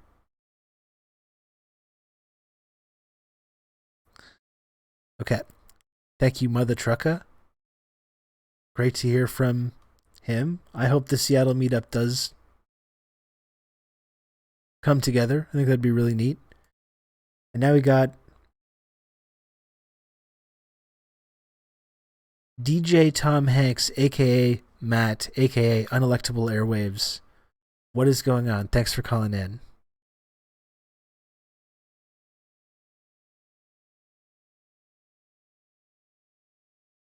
I think you're muted. I think you're muted. Yeah, I was muted. Yep. Hello. That's a pretty rookie mistake. It's okay. What's going on, y'all? What's up, chat? Not much. You're a little quiet. I don't know if you can adjust that in any way.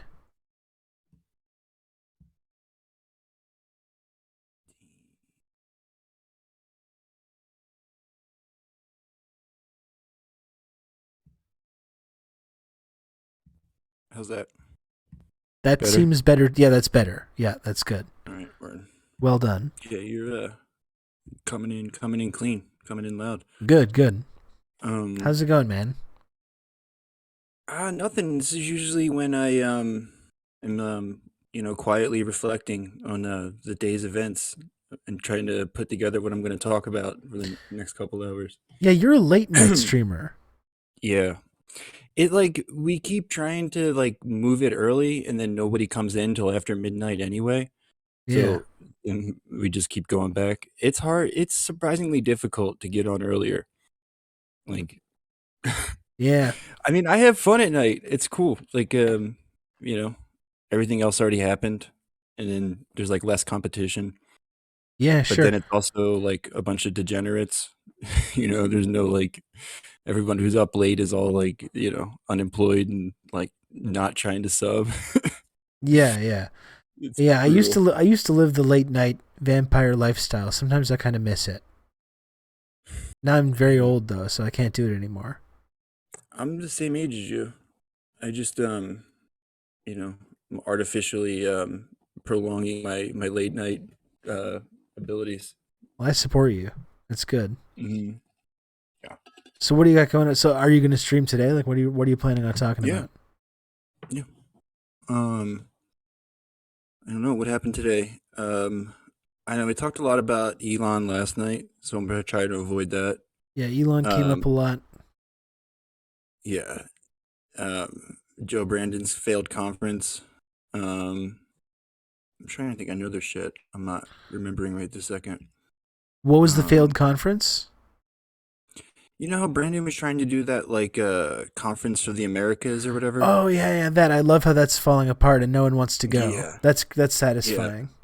Yeah, More that's evidence of the memorable. shifting polarity that we talk about I mean, often. That's like the most exciting thing going on right now. I don't know about you, but I'm pretty like, not not optimistic about our chances of getting any kind of improvement, in like North America anytime soon. No, we just got all decline. Yeah. That's all we have to look do you forward think to. it's going to be do you think it's going to be like a fascist hellscape for, 10 years or so or what? Like, cuz these fucking chuds are coming in hot. Like, I don't know what we're going to do. Yeah, I mean that's especially in terms of America. That does seem to be what is on the horizon, and frankly it's coming here as well to Canada. We'll see if the sort of neoliberal establishment, who have a lot of power here, will be able to withstand it. But we have we have a reactionary movement brewing here as well, and that's probably going to be given more strength and credibility by the similar kind of movement rising in America, and they codifying all these really reactionary laws and everything like that. It's like it just seems really fucking grim. I mean, Pierre seems like a teddy bear compared to some of these freaks.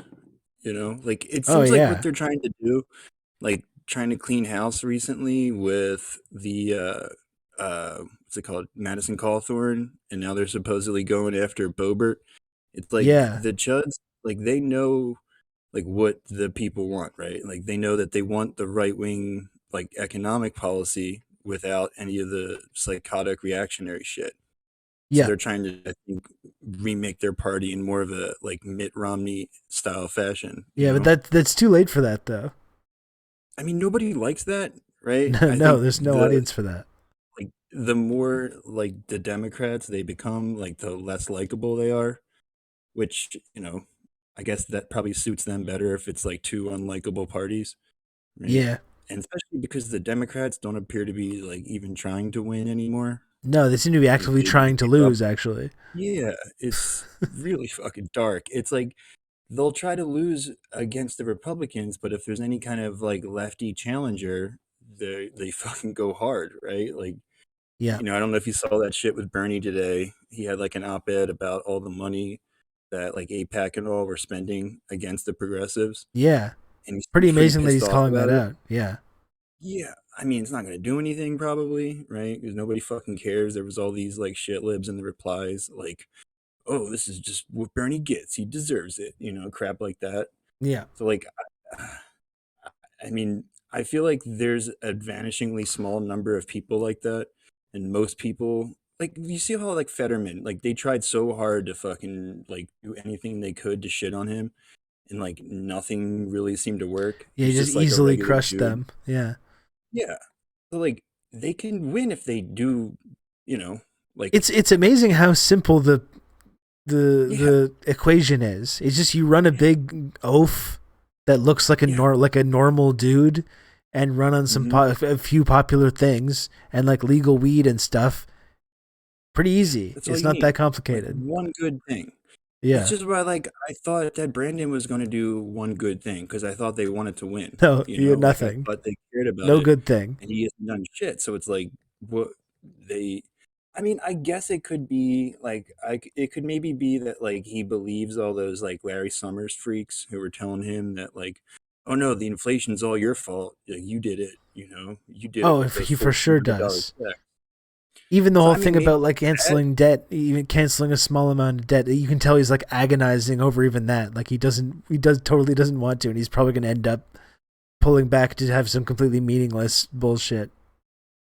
I mean, he could do some shit where like they means test it so that like you have to be like not in default or whatever. Like you have to get it like all your shit current, right? Something like that could be Yeah. a way for them to like get something for it, basically.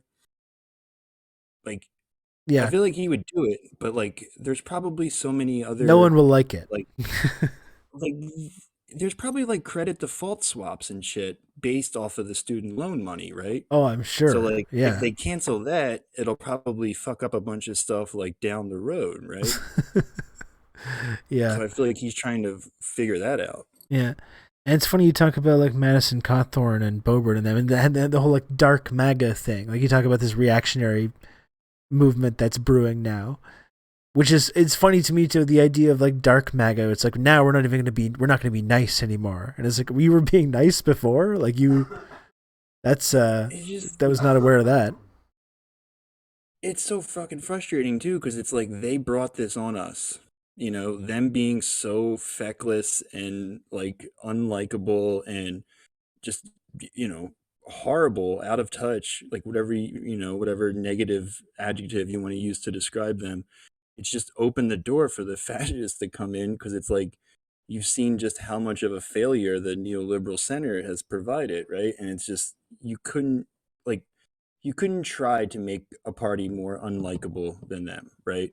It's just that they're like going out there, the whole thing with the disinformation czar and Yeah, Jesus, like yeah. every single thing, every hit that they do on them, it sticks because it's like they're just so obviously not into it, So it's like very easy. The chuds keep doing like windmill dunks on them, and they're just, oh, come on, man, like they got Yeah. nothing.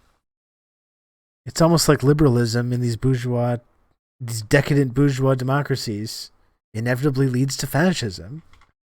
It kind of seems like that sometimes.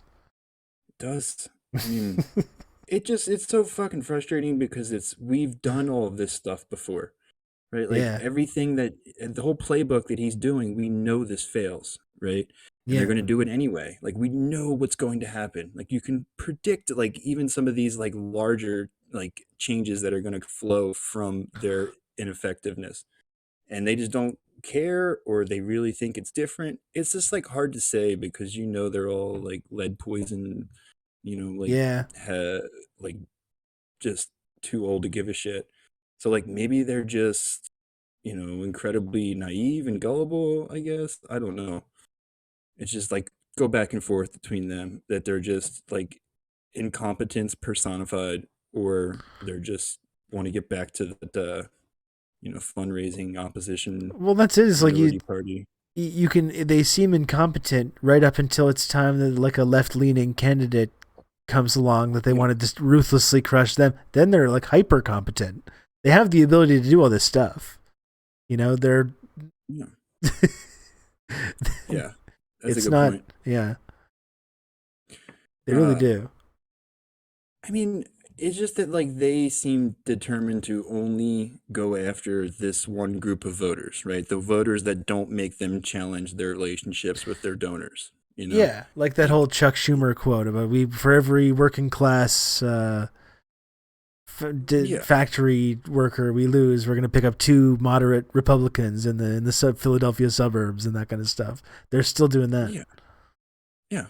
And I mean, I don't know, like maybe it'll work, but it doesn't appear to be. Like you actually have to like govern, and then even if it's just like a like a 2016 type situation, you still have to like present some sort of track record to prove that you can do it, right? Like these suburban boomers who they're going for, they want to see results, right? They don't like, I think, yes, some of them like vote on vibes alone, but I think a lot of them are all like checking their 401ks and shit, Yeah.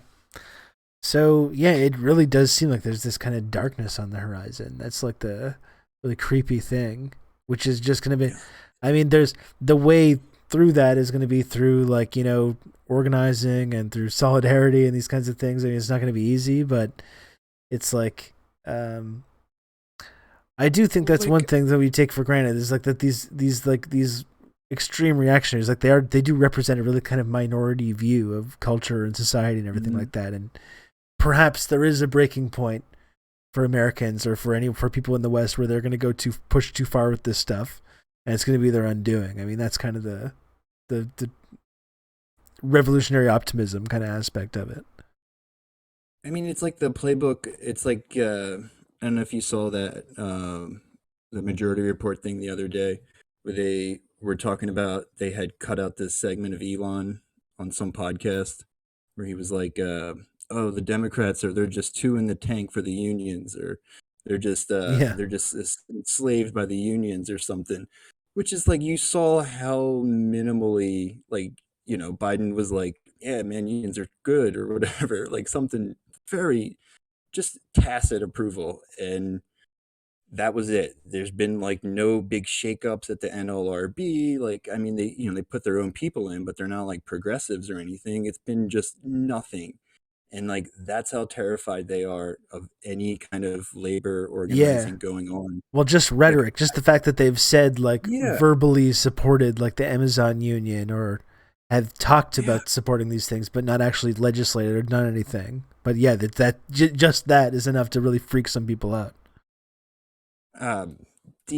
Like that is enough to like get them. They're probably all making deals because I feel like somebody said earlier about the Saudi Arabia, like they're trying to get the Republicans back in power. Yeah. I feel like that's a thing. Like I feel like there's a known, group of capitalists and whatever like authoritarian whatever allies, whatever you want to call them, who are you know gaming this out, trying to figure out how they can get a party in charge who's going to play ball. Like just like even the minimal kind of head nods they've given towards climate change, or the just exploding inequality, all the other problems that we talk about that are just impossible to ignore, and the Democrats are like acknowledging them, and that's enough to terrify these guys into like, how do we just go full fash? Like let's Yeah. do it.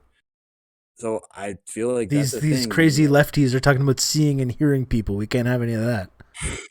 That's scary. So like the like the Musks of the world, and like you see like Bezos trying to like be like epic Twitter guy recently too.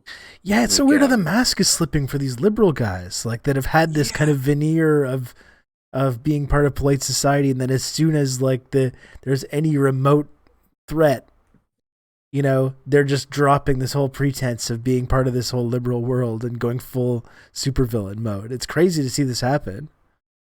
I mean, what could they have like? What kind of promises could the Republicans have made them though? That they are like, what else could they possibly be doing? Like I always think about it that like the status quo is pretty fucking nice for the ruling class, right? Like, what do Yeah. they even want to change? Like, I guess they could, try to like squash the Starbucks and Amazon unions, right? Like, I don't know how they would, but I feel like that could be on their agenda. Like, like, is there, like Musk, he obviously wants some sort of investment in green energy, right? A little bit, so he gets paid from it. But like, what else could they want? Like, would they do some, like, if Trump got back in, would they do some sort of like massive, like,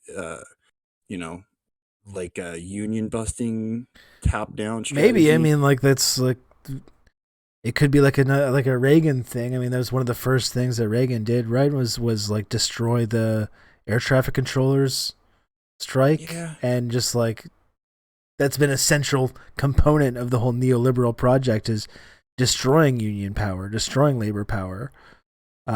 So yeah, maybe they're going to come back and try to put the clamps back on whatever burgeoning sense of like solidarity is growing. Just so no one gets any ideas, I mean, I feel like that's going to be huge. Like, we need to get. I mean, I'd like to get at least one more. Like, if we can start making a dent in like Walmart or Target or one of those other employers. If we had like 3 like badass like brand new unions, they'd have a hard time just coming in and being like, "No, folks, we're changing the rules. Yeah. Unions are bad." Like, that's super mask off, you know? Yeah. Well, that's the thing. That's the thing about power, right? Is it's not really real. It's like they can pass whatever laws that they want, but once workers realize the power that they have together through this kind of solidarity, you can't. There's nothing you can really do to take that away, and especially if it snowballs to something that big, like if like the amount of people that a place like Walmart employs or Amazon, if that continues to spread. I mean, they can take that away, but they can't take away that the sense of wanting to collaborate that people have that leads people to get to start to work together like this. But like we have no other options, right? Like people just can't afford to live. Like all of these prices are going up and like I guess they just want everyone to die, you know? I don't know what their plan is, but like people just aren't earning enough in wages to pay rent and, gas and fuel and all that. Like they like if they're not paying their workers enough at these employers, like some of that blows back on the government and they have to pick up the tab, you know? Yeah, it just feels like there's this breaking point coming, doesn't there? And that's the thing I can't help but get excited. And I've talked about like the idea of like a new recession, a new financial crisis, and it's like it's impossible to escape from the reality that like millions of people's livelihoods are going to be destroyed in that kind of a situation. At the same time, you can't help but kind of like morbidly just want it to happen, just so like it can stop hanging over everyone's head. It's kind of exciting, and that's what it feels like we're in the early stages of right now. With all what's going on with Elon and the tech stuff, it just feels like it's this slow motion kind of dominoes falling. Yeah, the Tesla stocks are sliding, huh? I don't know. I saw it was like under 700 yesterday. I didn't see what it was tonight, but that's those guys are getting nervous because I feel like so much of the other shit is like all based on these inflated prices, right? So like if the Tesla thing goes down by $100, that's going to have a whole bunch of knock-on effects. And yeah, so it's not just a Tesla bubble; it's a tech bubble and it's a Silicon Valley bubble. Mm-hmm.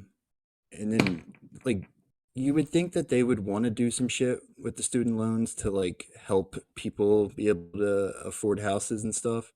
But I really don't think it is. Like it's not so much that like they work for rich people, it's just the rich people that they work for are the absolute richest. Like the people who have very specific needs from the market.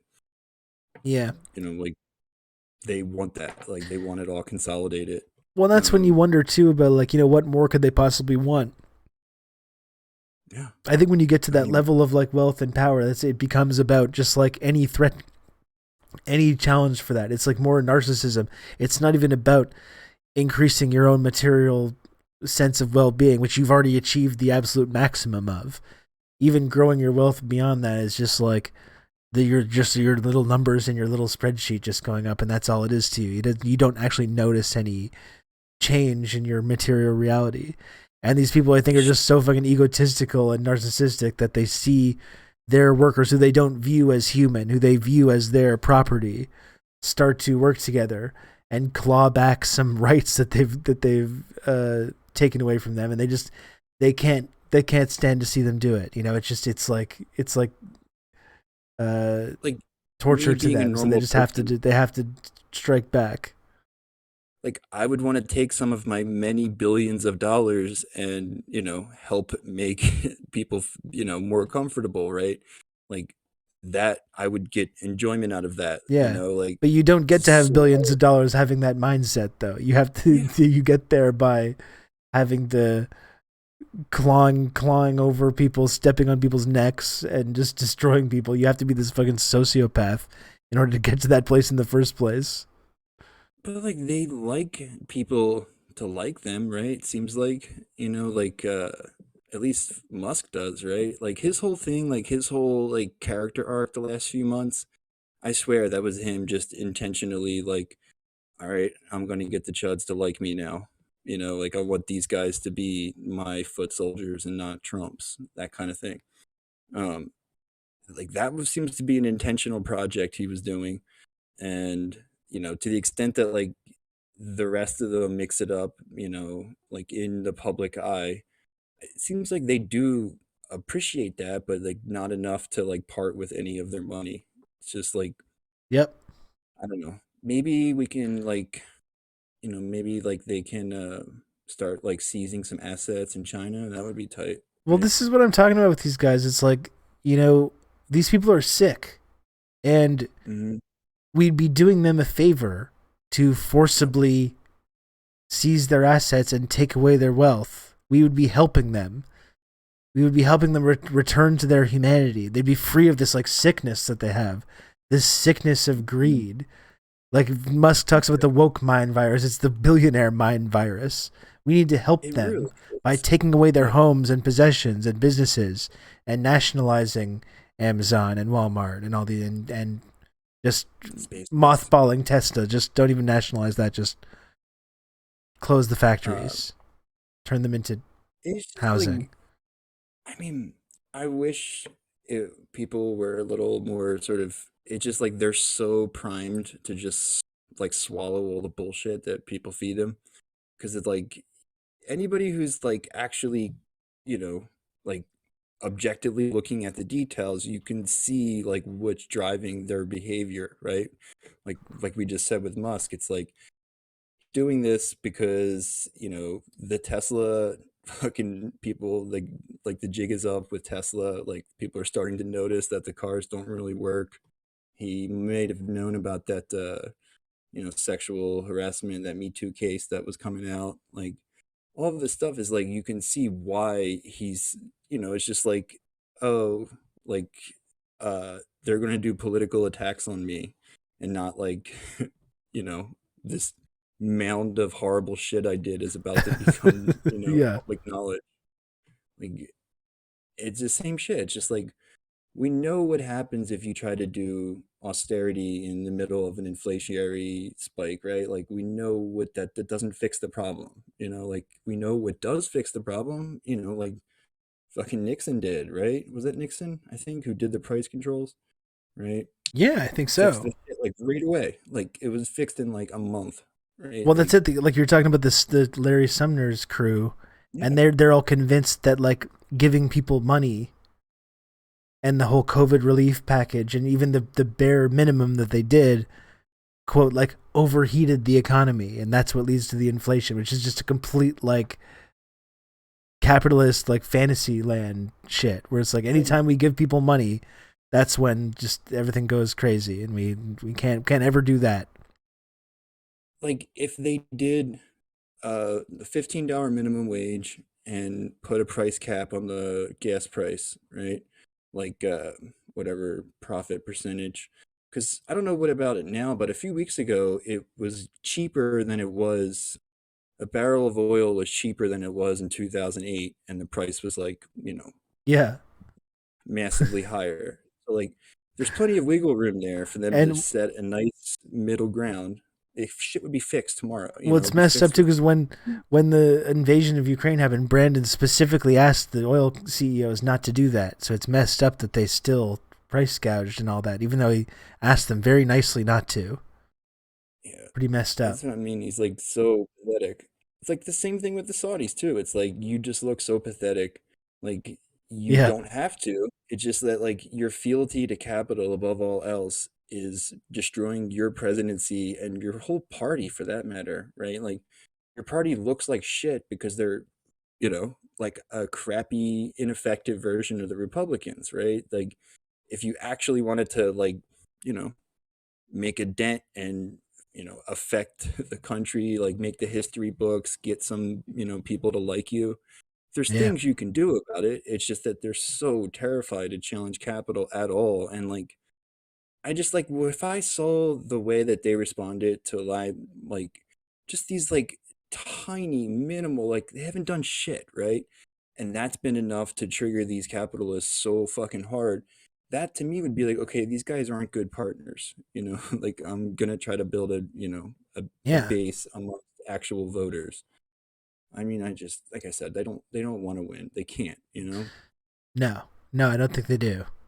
I think they were. I think winning in Georgia was like Yeah. they were like, oh Because fuck, yeah. Yeah, exactly. Yeah. and that's why they had to call Manchin and Cinema and get them to step up Yeah. as the rotating villains. Well, Matt, thanks for calling into the show. It's great to talk to you about this stuff. Didn't even get to talk about Stalin. Yeah, we'll have to save that for next Yeah. time. Yeah, Talk you about the gotta big come man on a show himself. someday. I know it's like late for you, but Yeah, if I can stay awake, I will do it. Usually I'm fast asleep by this time, but one day I will try. I will try. This is my promise to you. thanks for having me. I'll see you later, chat. Yeah. I'm gonna start my stream up in a minute if it's not already started. All right, take care, man. All right, later. Okay, everybody. Give it up for Matt, aka DJ Tom Hanks, aka Unelectable Airwaves. Great to talk to him. That was fun. I'm gonna take off the cans. Sorry, Outrun, we didn't get a chance to do. I don't think No Man's Sky is in the cards for tonight. We need to talk about Stalin more. If you can't see him, someone should be asking, "Where's Stalin?" I agree with that. I absolutely agree. Do we have any kind and generous chatters that can help us meet the sub goal? 4 hours in, it's past midnight. Past midnight. We had jam-packed full of content. All kinds of conversations with different community members.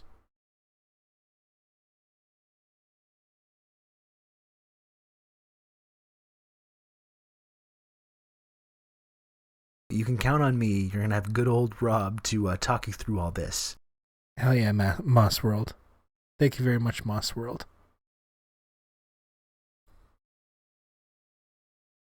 Thank you for the gifted sub. Very much appreciated.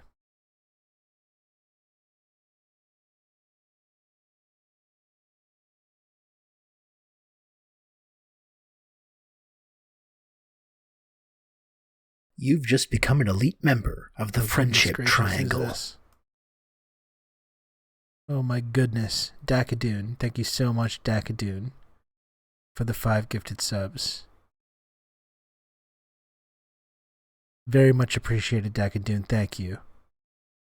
Get hype.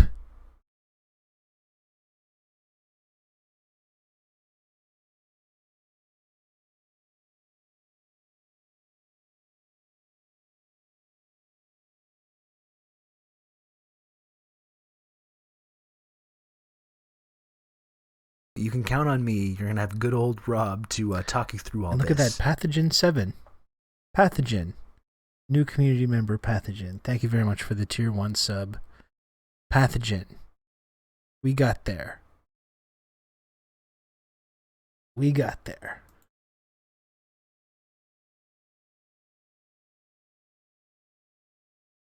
We did it, fam. Thank you very much, folks.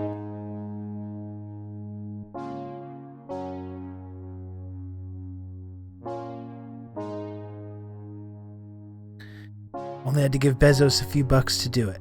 There's no escaping it. He's gonna get your money. Bezos is gonna get those Bezos bucks. One way or another. This was fun, right? Live call-in show. This is cool. I've been talking about this for a while. We're never really able to put it together. I'm happy we could do it. It was fun. It was a success. A stunning success. Thanks for playing my silly game. It was my pleasure. Thanks for everyone who called in. Much appreciated. You all did great. Total naturals. I didn't have a manic breakdown this time. I'd be happy for you to call in next time, Old Dutch. Anytime. I didn't have a manic breakdown. Okay, maybe next time we can get there. Thanks for talking me through all this. It's my pleasure. I gotta start using more uppers if I want to have more manic breakdowns. Maybe that's my next phase.